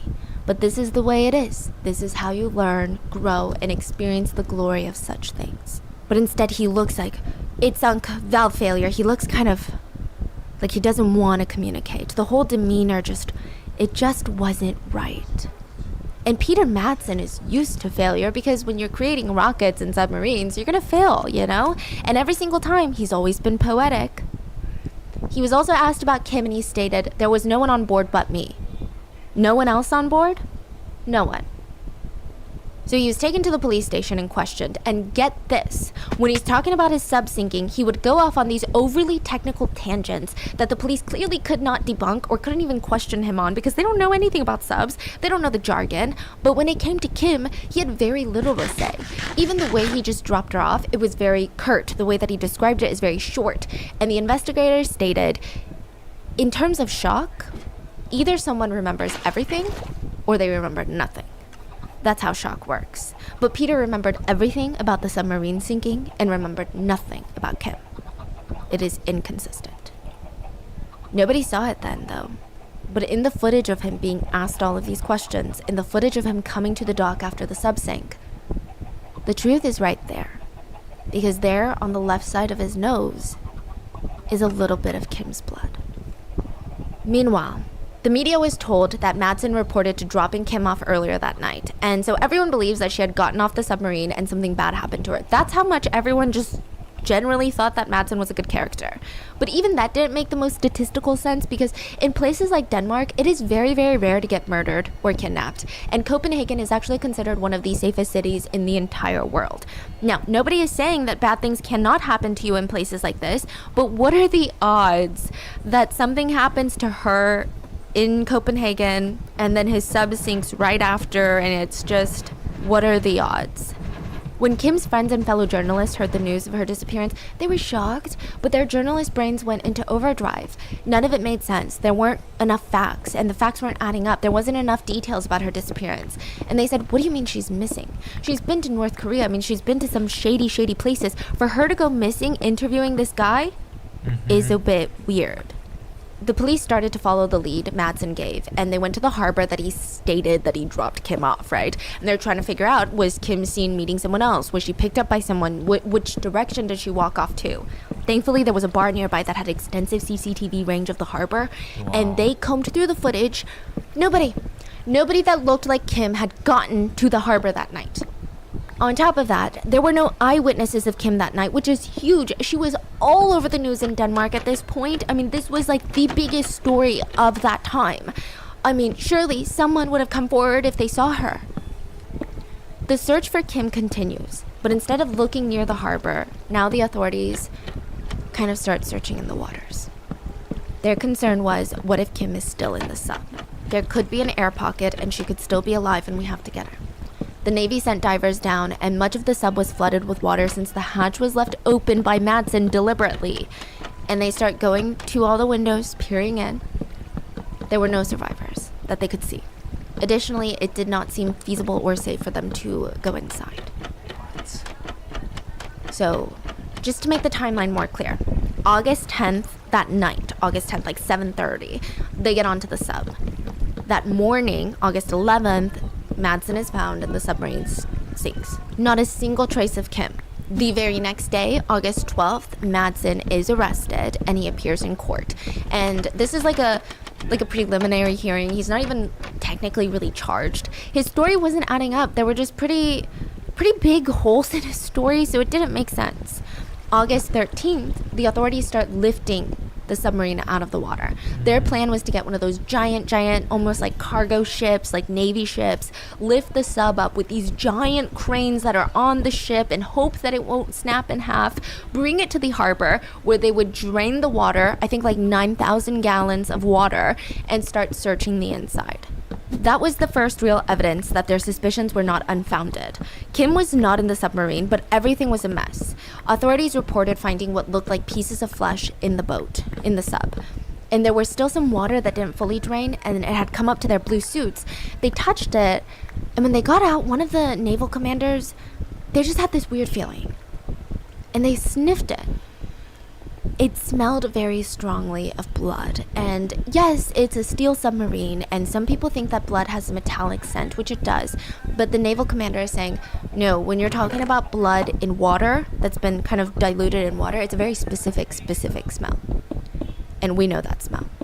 They also found her jacket still in the submarine, which, why would anyone leave that? If she had been brought ashore to any harbor, right, not that one, because clearly there's no footage of her there, but any harbor, she would have taken her things with her. She is not a careless woman. Why would she leave her jacket? She had like tickets, train tickets in the jacket still that needed to be used. Why would she do that? But it still doesn't get authorities closer to finding Kim. And right now, the whole world seemed to be talking about this incident like they were the Titan. Was this a rescue mission, or is it going to be a recovery mission? What's going on? Kim's parents came out to state that they were heartbroken over what was going on. And they said, in a quote, Kim has worked in many dangerous places as her work as a journalist. And there have been many times we were worried about her. That something could have happened in Copenhagen, just a stone's throw away from her childhood home, is something we could have never imagined. Over 10 days later, everyone's worst fears were confirmed. There was a flurry of police activity near the shore, which is not normal in Copenhagen. Media, civilians, everyone waited for a press conference, and everyone's thinking the same thing, but they didn't want to say it out loud. They believed that they found her body, but it was so much worse. They found a woman's torso, without her legs, without her arms, and without her head. Just a torso. It was clearly from manual dismemberment from another human and not ocean life. Authorities stated they do need to do DNA testing, but this is not really common in Copenhagen, so people thought, what are the odds it's not her? The results would show that it was in fact Kim Wall's torso. And this changed everything. including Peter Madsen's story.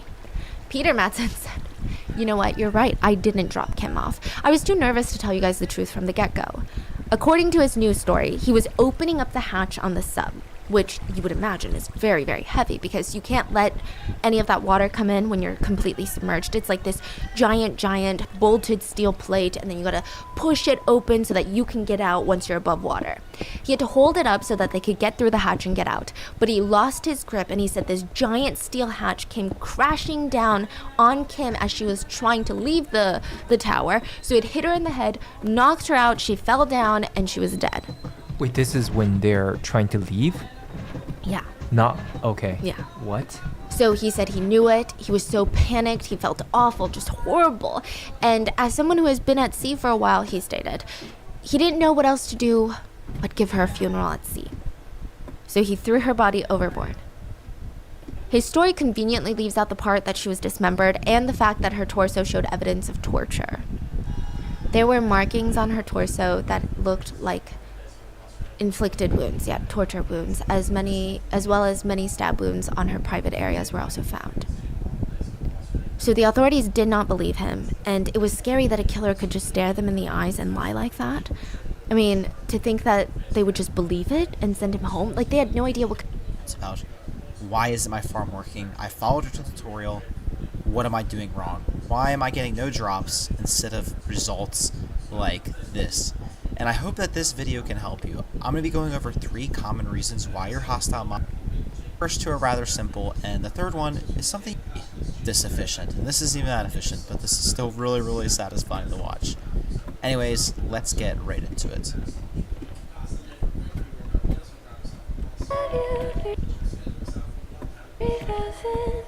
Baby, take a chance, 'cause I'm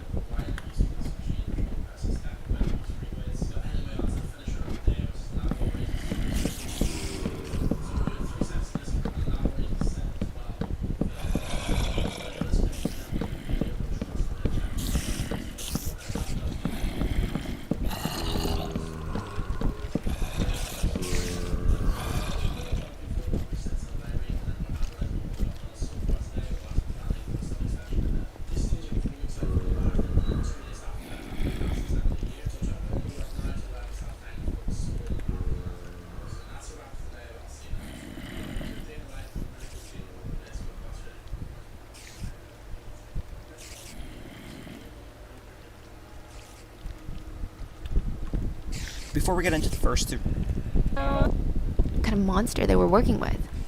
So they were determined to prove it. In order to build a case against him, they would have to explain how Kim died. Otherwise, a court would have a very hard time convicting him of murder. And the best way to prove it is to find Kim's body. Finding her head would be crucial in closure for families, but also for justice.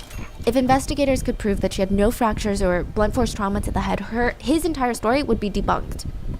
But finding parts of her body in Crew Bay, nearly impossible. They said it's the equivalent of, do you know how big a football field is, right? Mm-hmm. Think about 10 football fields. Someone flies over in a helicopter and drops a quarter. Go look for that quarter.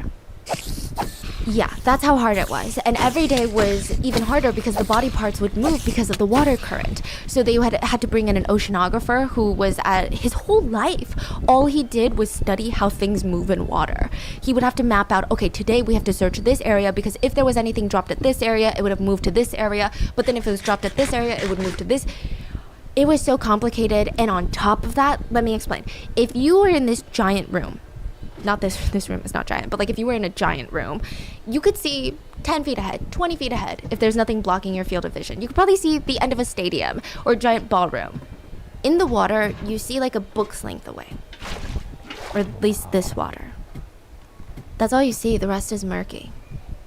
So you can't just go in there and scan an area with your eyes and then be like, okay, like I scanned 100 feet. It's huge, it's looking for a tiny, tiny piece in a giant ocean. October 6th, 56 days of search, 50 divers a day. There are about 3,500 dive times recorded, 200 acres of area covered, with the calculation of water movement. In the end, the police found Kim's legs and her severed head. No way. Yeah, and it showed that she had no traces of blunt force trauma or fractures. Peter's second story was a lie. And it was clear, with the evidence of the stab wounds, the prosecutors believed he took Kim down into the sub, trapped her in there, isolated her from the world, basically buried her with her own killer, and sadistically tortured her, killed her, and dismembered her. All because she was a woman doing her job. And before you say, well, it could happen to a man, but it didn't. Peter did not ask any men to come into the sub alone. But he did that week ask many women. It seems like he just wanted to kill any woman that week. The first woman that would be alone in the sub with him was the one that he was going to kill. He asked multiple friends, multiple acquaintances, do you want to go into the sub? Some of these friends asked, oh yeah, great, sure, can I bring my kids? And he said no. And that friend said that was really weird because Peter usually is known for wanting a ton of people around him. He loved big gatherings, especially the sub. Like, he loved taking people down into the sub. So for him to refuse, it felt really off. So she said, maybe not. Like, I gotta watch the kids, so I can't go. Now, the police searched through Peter's phone and his computer, which, side note, Peter really did not want to give them access to his computer. He kept screaming that he had trade and business secrets on there that the police were trying to steal. It was a huge ordeal, but they had a forensic expert try and get all the data from his devices. And the day that he got on the submarine with Kim, he was Googling girl beheading and the word agony. It was premeditated. He did it rationally, intentionally, to fulfill some vile sexual fantasy that he had. His computer revealed a plethora of evidence. I mean, just film upon film of videos of women being beheaded, burned alive, killed, tortured. These are illegal, by the way. Some clips of these videos were played for the courts, and it was really, really bad. He was watching these videos 24 hours before he went out into that sub with Kim. He was watching it like that morning. Whether he was watching for satisfaction or to prepare himself or for both, it's unclear, but it was really bad. And if you guys don't know what a snuff film is, it's super illegal. They basically depict real-life murder or torture in a video. Like, it's not like Hollywood where things are CGI'd, it's real. And typically the victims are women.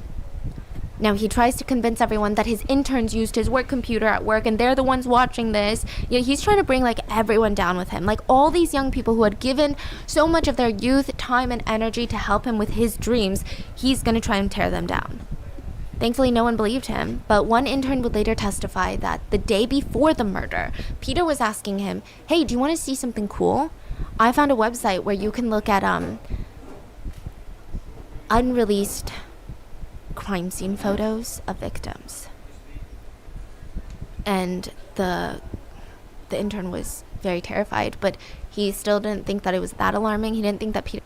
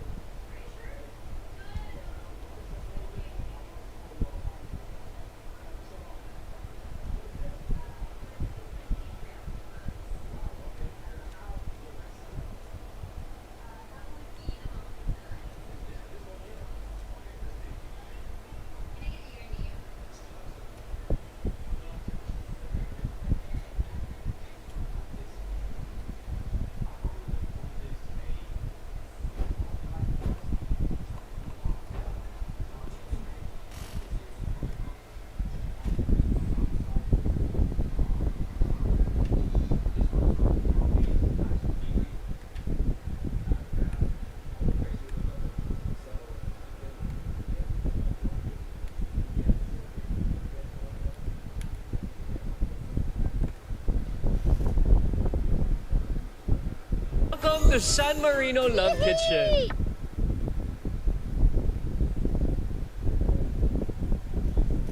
Today, we're cooking our favorite, tuna fried rice. Made with our favorite San Marino corn tuna. Tingnan nyo naman po, punong-puno ng tuna sarap. Sulit na sulit, ah. Wow, ang ganda naman ng finished product natin. Sarap. Lasap na lasap talaga ang sarap. Ha? Okay. Oh, sorry. Oops. Oh! Okay.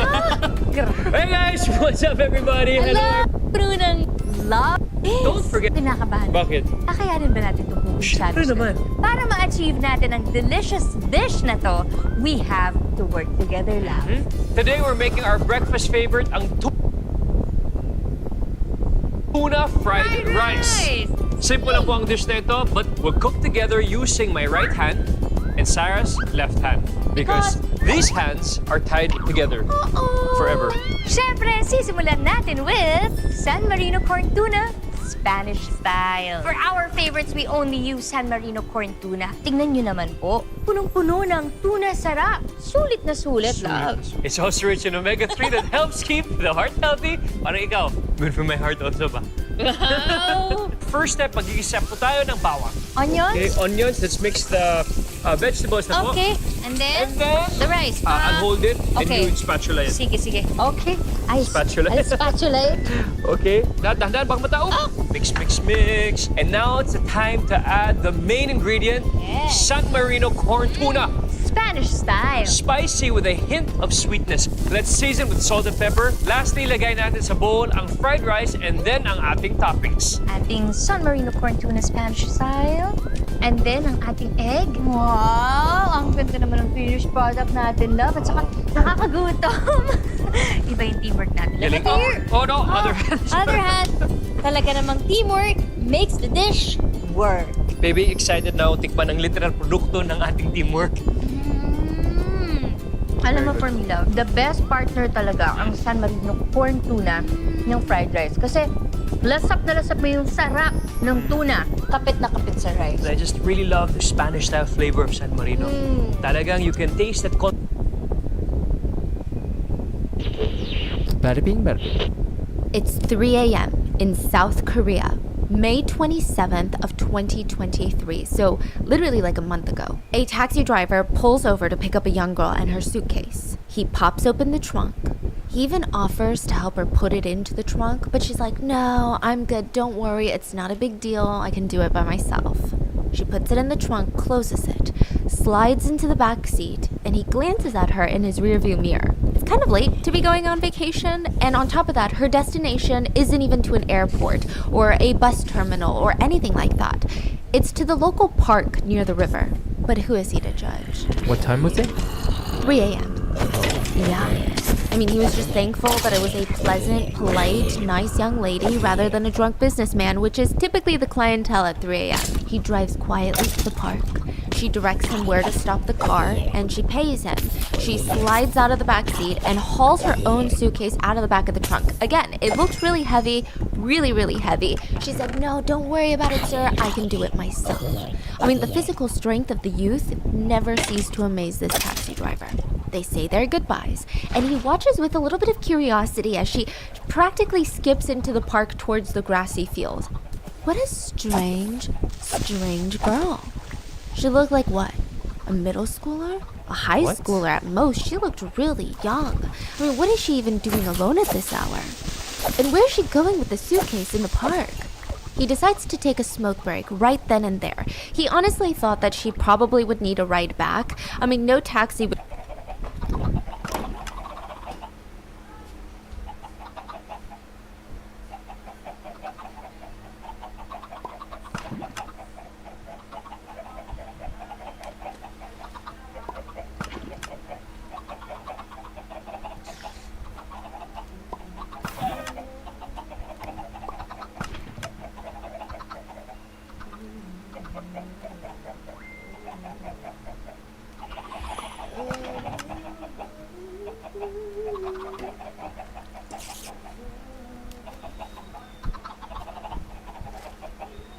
Wala pa yung susi.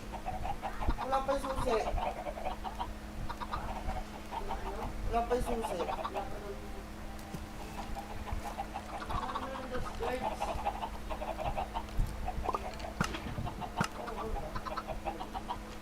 Sama ka?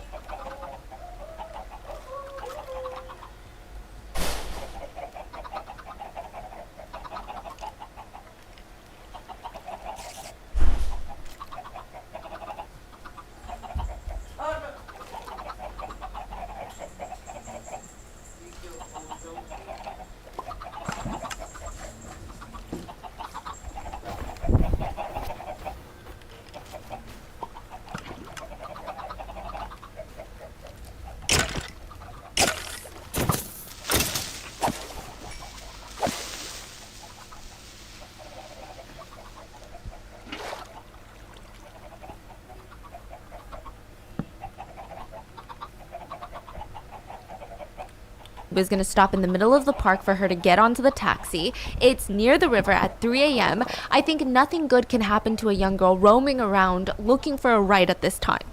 So he's smoking it up and he looks up. It's been about, 15, 20 minutes? And there she is again. And he's just watching her as she walks out of the park towards him, and her suitcase looks very light all of a sudden. Because, earlier it was dragging on the wheels. It was kind of forcing her body to lean a little bit forward to pull it. And now it's practically flying around as she's moving it about. The girl asked him for a ride back. The whole energy seemed strange. It seemed like she didn't even notice that it was the same taxi driver. And he kept glancing at her in the rearview mirror as he drove her to her destination. Something in his gut told him, this isn't right. Like, something feels wrong. Where would she have gone with that suitcase? And why would it be lighter coming out of the park? Nobody just throws away their clothes in the park. She might be a middle schooler, but there is this energy about her.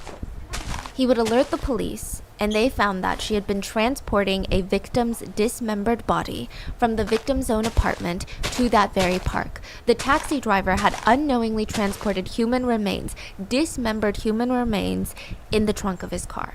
He had sat in the car with a young baby-faced killer, not once, but twice. Wait, he called the police just because how suspicious it was? They searched the grassy field in the park. Wow.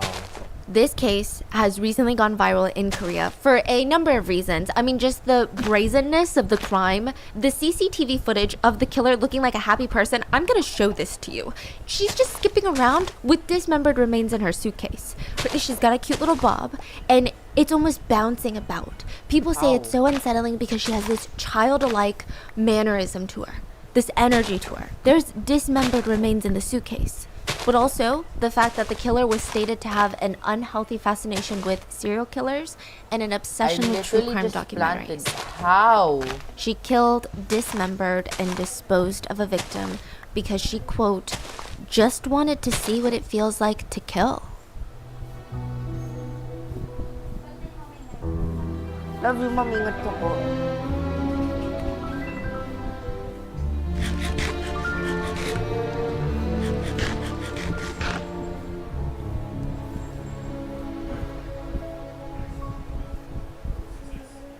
As always, full show notes are available at RottenMangoPodcast.com, but this is a developing case, and as always, this is the information that we have as of now. Things could change, they could get worse. I don't know if we'll get too much information considering the privacy laws in South Korea. Also, as per South Korean laws, the victim of this case and her family have chosen to stay anonymous, so throughout this case, we will refer to her with the alias of Hannah. And with all foreign cases, we had our Korean researchers work on this case to get as much of what we could that's out there and compile it in this video for you guys, so let's get into it. The victim, Hannah, was a young woman in her 20s. She was tutoring high schoolers in English. I would not say tutoring is an easy job in South Korea. It's a very serious job. Parents are picky, over-involved, very diligent in picking the absolute perfect tutor for their perfect children whom they believe are entitled to be the next Einsteins. So it's a difficult job, but Hannah liked it. She was a university student at a prestigious school. It worked well with her schedule, and it made it easier for her to get a tutoring position to begin with. And she liked being able to help these grade schoolers get interested in English. She made the whole process fun for them and just wanted to be like a cool tutor. That was her genuine vibe. That's her goal. So in 2023, with all of the available apps out there, there is a platform for tutors. Tutors will sign up and they will be verified by the platform for having the specific credentials. They will verify with the school that they're a student. They will verify their transcripts, grades, everything, to make sure that these tutors that are online are being advertised, their background checks. It's basically a tutor securing app that parents are obsessed with. Parents will go on there and they will look for tutors in every single subject for their elementary, middle school, and high school kids. The demand for English tutors was actually pretty high, and the pay was fairly good. So Hannah had a lot of parents messaging her, inquiring about her services, including the mom of a middle school student who was, this mom was very adamant about hiring Hannah. Originally, Hannah declined this mother's offer because her house was so far away from Hannah's. I mean, she naturally wanted something closer because why commute if you don't have to? So she said, thank you so much. Like, I'm sure that your middle schooler will find a great tutor, but it's just too far for me. This mom really seemed to like Hannah, though. She even offered to send her daughter to Hannah's house, drop her off for these English sessions. Hannah kind of felt bad. I mean, the mom seemed really desperate for her daughter to have an English tutor. Maybe she had an exam coming up. Maybe she was the only tutor that seemed to fit the mom's profile. It was strange, but she found it hard to say no.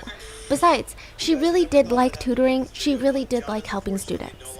May 26th of 2023, Friday, right around dinner time, so right around 6 p.m., Hannah slowly gets her house ready because this is the first day that this student is going to come over and they're going to tutor in English together. So she's cleaning up, wiping the table down, and she hears a knock on the door. She peers through the little camera and she sees a preteen student, a middle schooler. Kind of short bob haircut that's curled outwards like how middle schoolers do it. It kind of stopped at her chin. Her glasses would make her cheeks look even rounder. And in many situations, I think most people would look at this face and think, oh, like what a cute middle schooler. She's got like cute little cheeks. And she's standing there wearing her school uniform. So Hannah opens the door and she's ready to start tutoring. There would have been no way for Hannah to have known that this little middle schooler that she had just let into her home was not actually a middle schooler. Chung Yu-jung was her name. She was not a middle schooler. Yu-jung was not 12 or 13 or even 14 or 15 years old, but rather 23 years old. She could have potentially been older than Hannah. We don't know the victim's precise age. The middle school uniform that she was wearing was purchased at a thrift store, and underneath it, she was hiding a knife. Within minutes of entering, Yu-jung established that Hannah lived alone. She pulled out her knife and viciously stabbed Hannah. She repeatedly stabbed Hannah in the neck, only on like a particular spot/side. That's what a lot of the reports said, which would later indicate to a lot of psychiatrists that she had researched where to stab. She knew what she was doing. She also stabbed the same area on the neck over 20 times. Once the 23-year-old pretending to be a middle schooler finished killing the victim, she relished in the satisfaction of a job well done. She would spend the greater part of the evening at Hannah's apartment, possibly pretending as if this was her own apartment, even changing into the jacket that Hannah wore. She took a jacket out of Hannah's closet and wore it the rest of the night. The jacket that you see on CCTV camera is Hannah's jacket. CCTV cameras would catch this 23-year-old Yu-jung going in and out of Hannah's apartment, going back and forth from her own place.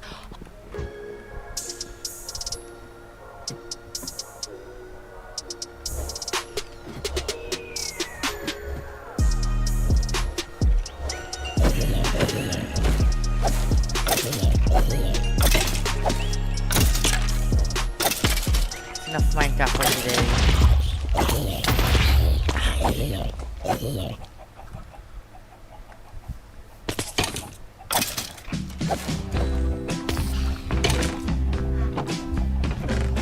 My G, stop exploding, my G.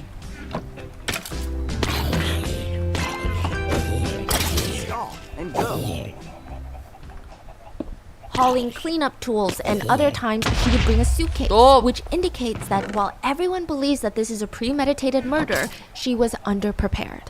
But more shocking than that was that she was caught on CCTV looking very relaxed. She's taking taxis to and from Hannah's place, to her place, to the store to buy supplies. She's bringing around giant suitcases from her house to Hannah's house. She's going to a local store buying bleach, knives, trash bags. That's crazy to me, because Korea, you're saying there's camera every corner. Korea is like the city. I'm sure it's similar in China and maybe Japan. Like the city of CCTV. What? I don't understand either. Yeah. We're gonna go down kind of a few conspiracy routes later, but it gets weird. She brings this suitcase and all these supplies back to Hannah's, and she gets to dismembering the victim. She spends the rest of the night and into the early hours of the morning doing this. She then stuffs unspecified parts of the victim's body into a suitcase and hauls a cab. And again, just seeing her with that suitcase out in the streets, just the way that she's walking is so nonchalant. She's almost practically skipping People say she almost has this childlike demeanor, meaning that if we were to bump into her in the street, we would probably think, oh my god, I just bumped into like a little high schooler. Oopsie, sorry. Like, oh, she looks cute and innocent. She very much had a girl next door, sweet, innocent appearance that had viewers and netizens absolutely floored when they found out what was in that suitcase. Around 3 p.m., she puts the luggage into the trunk of a taxi, directs the driver to drop her off near a wooded area near Hopo Station. This is near like the Nakdong River, and reportedly the killer, Yu Jung, she loved going on walks in this park. This was her favorite spot. She gets dropped off by the taxi driver, walks into the grassy area, and starts scattering the remains of Hannah. Seoul University forensic professor would say that even the grassy location by the Nakdong River could have been planned.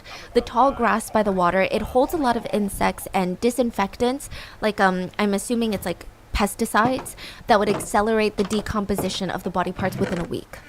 So if she had not been caught by then, there's a high chance the body would have been hard to recognize or even how to ID the body. Professor Yu is quite certain that she knew about all of this, which is why she chose to go this far with the body and even get in a taxi to scatter the remains at this park. Perhaps her frequent walks around this park made her familiar with the area. It made her want to leave a body here. Now, it's all going according to 23-year-old Yu Jung's plan, except the taxi driver. She believed the taxi driver would not be able to tell the difference between a girl traveling with luggage for vacation at 3 a.m. versus a girl traveling with luggage full of body parts. The taxi driver would call the police, and it was very quickly traced back to Yu Jung. In a show called We Want to Know in Korea, it was revealed that another bystander actually saw Yu Jung throw away this huge trash bag of bloody blankets, bloody leggings, before she walked away with her rolling suitcase.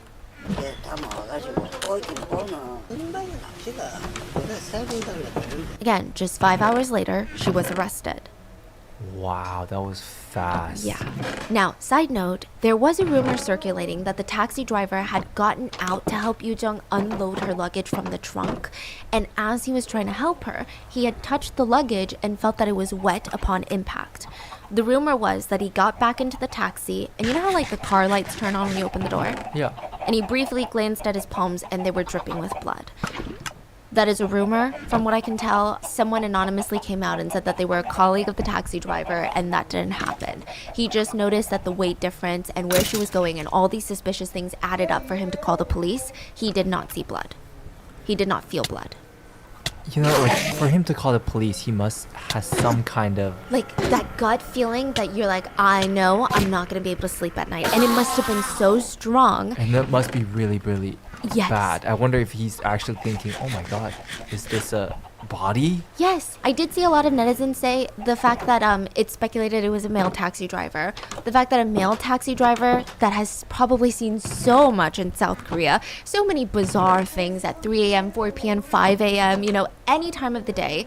But this little girl with luggage unsettled him so much. Because I think it's one thing if a girl is driving and there's like a creepy man with luggage, we're already on guard. There's always this feeling of like, I always think something is wrong. But for him to be this upset and unsettled by what looks to be a middle school girl, it must have been bad. There must have been some sort of, and I hate to say it, like some sort of energy that she was giving off, like some sort of weirdness that was happening. So the police rush to the field where they find the scattered remains, and with the help of the taxi driver describing what she looked like, approximately where he picked her up and where he dropped her off, she was quickly located and arrested.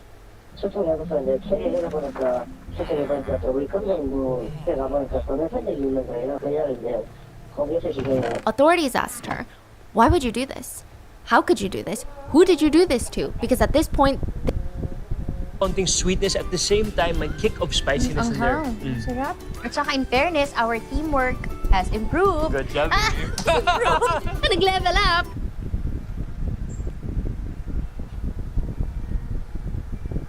Let's make egg fried rice. Ah, little boy making egg fried rice.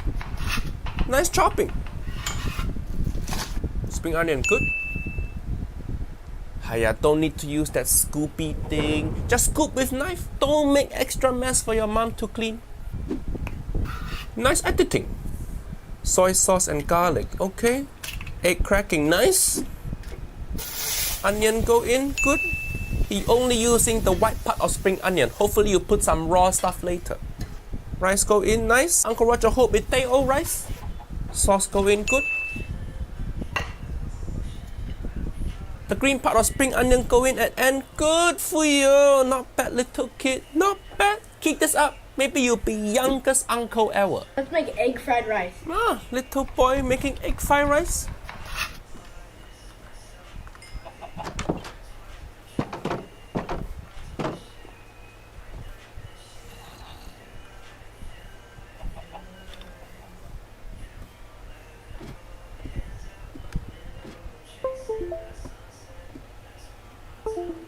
People type with fingers.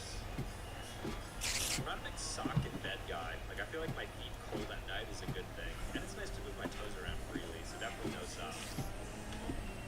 Sometimes, like if you need extra coldness in the room, otherwise it just dries your mouth out though. Then one pillow. Sometimes no pillow. Hurts my neck. How do you do these things?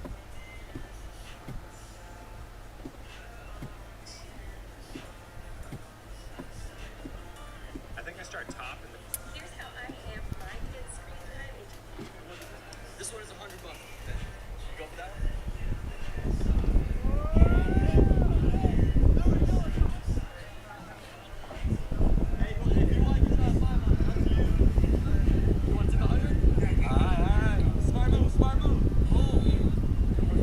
This one is $100. Okay. Go for that one?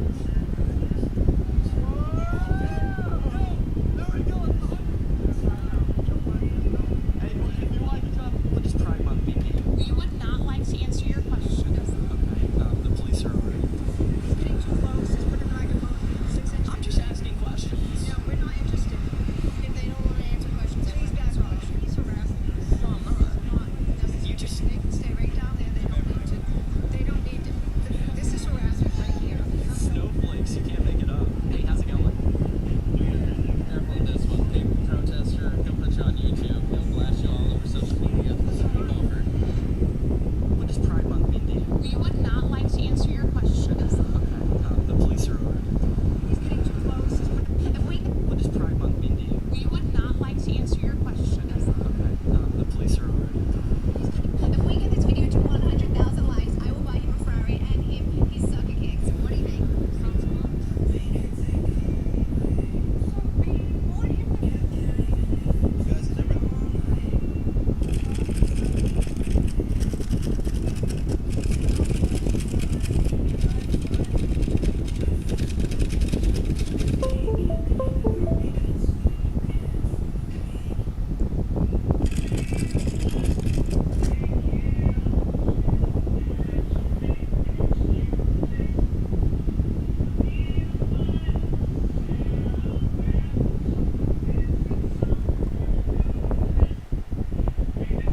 They did not have an ID of the victim.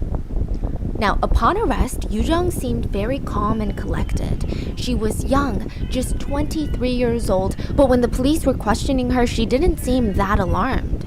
She just very calmly explained, well, the dismembered remains that you saw, if you must know, they were my baby.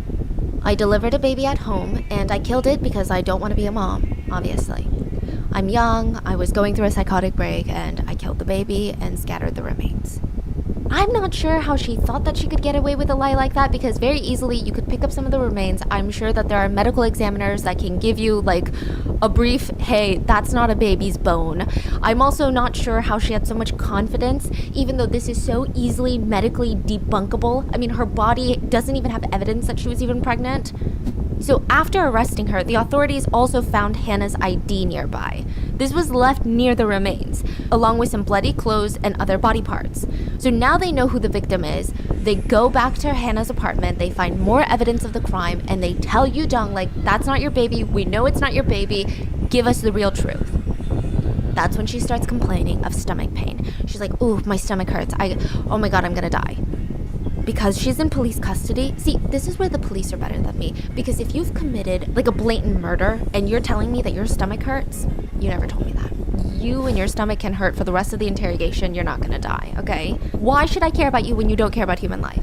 But because she's under police responsibility, they rush her to the hospital And surprise, surprise, she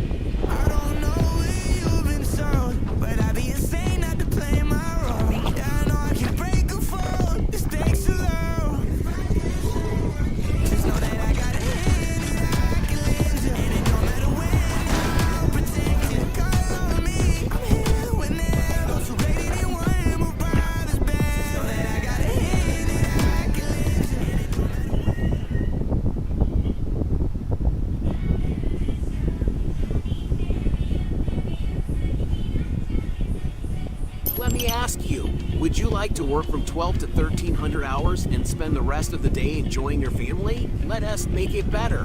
What if, on top of that, you could make more money than your current boss? Look, I'm not sure if you know, but there is a way to get... She's lying. There's nothing wrong with her.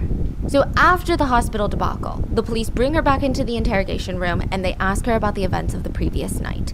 The police also take her phone and they start searching through it, and they just have so many questions. Did you know the victim? Did you target this victim? Why would you do this? How long have you been planning this? Are there other victims? Are you working with someone? She clearly was not being the most honest person, so the police, they start going through her phone, and we're gonna come back to all of her lies, but let's go through the phone first. The police check her phone hoping to get some answers. They found a colorful search history where she had searched online for tips on how to hide a corpse. She also had watched a ton of true crime documentaries, allegedly feeding off on, it said that she just really...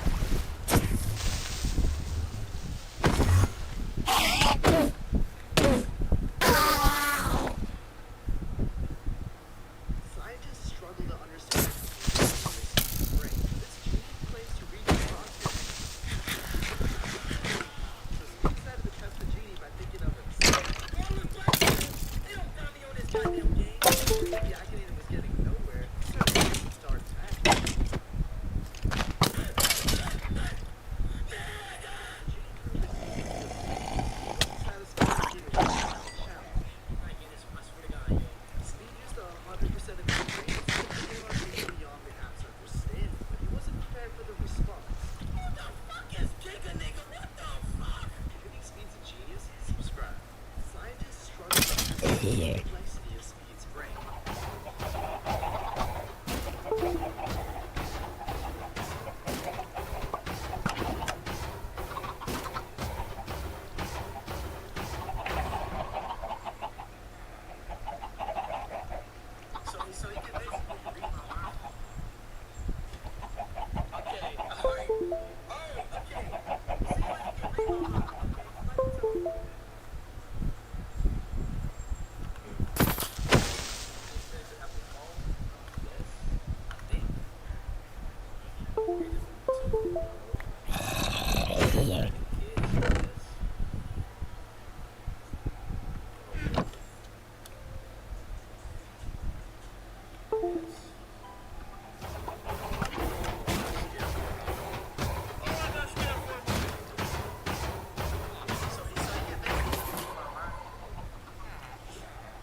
Okay, alright.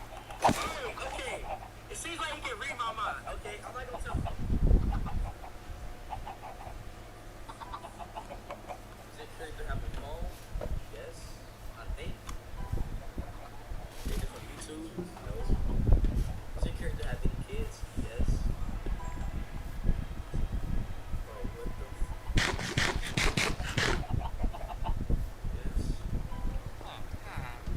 Oh, I got scared for a moment. Oh, I got scared for a moment.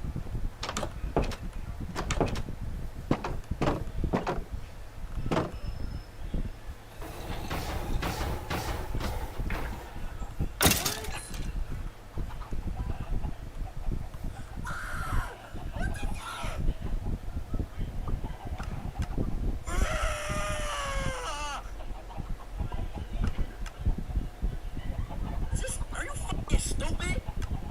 He not know. Bro, he's not gonna guess it.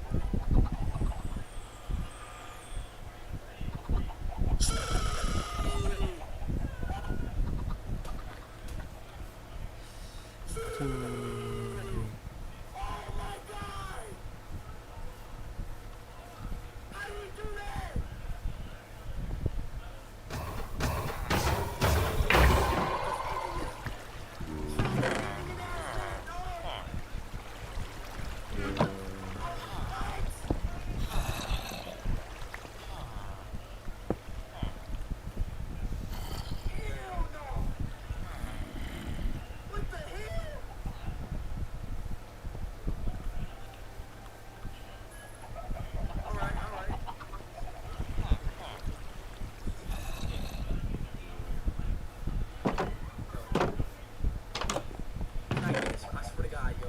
He's not your tag. He's not getting this right. I swear to God, he's not getting this right. He's not. I swear on my life.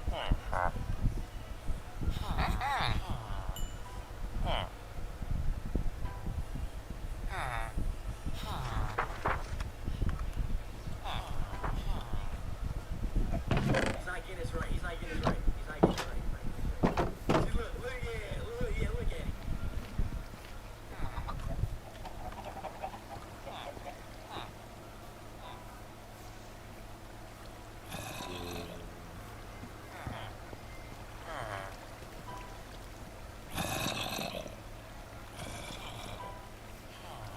No, I told you he's not getting this right.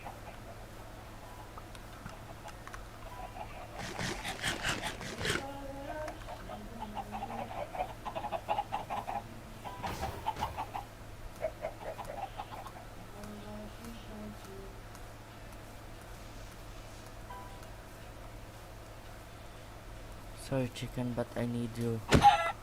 Need your XP.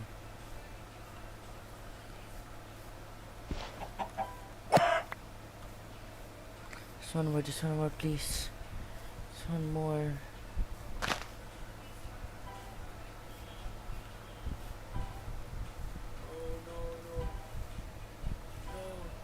Oh, I got scared. Oh, I'm scared.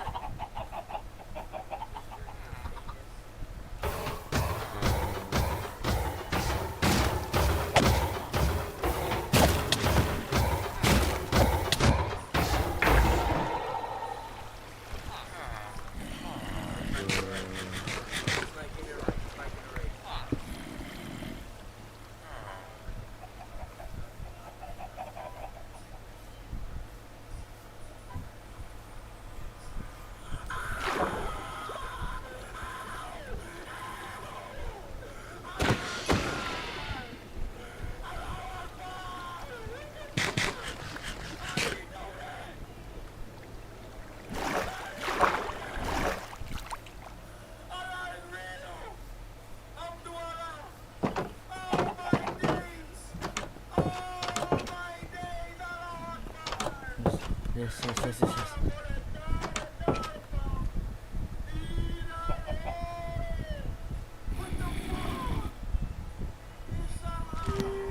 Oh.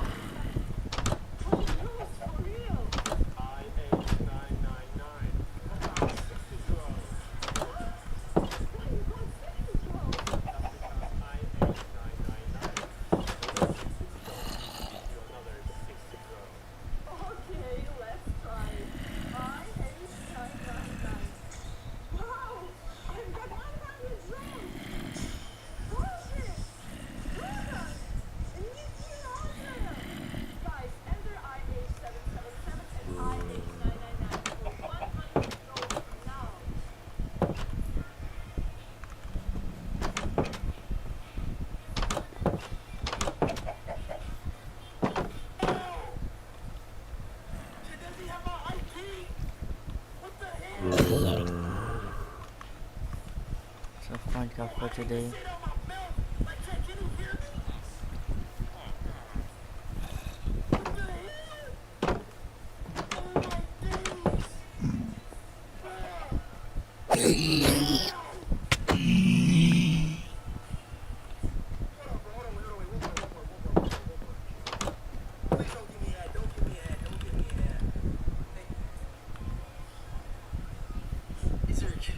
Alright, chat, y'all wanna do me, bro? Y'all wanna do me? Okay, alright, chat, let's do me. Is there a character, a famous YouTuber? I highly doubt I'm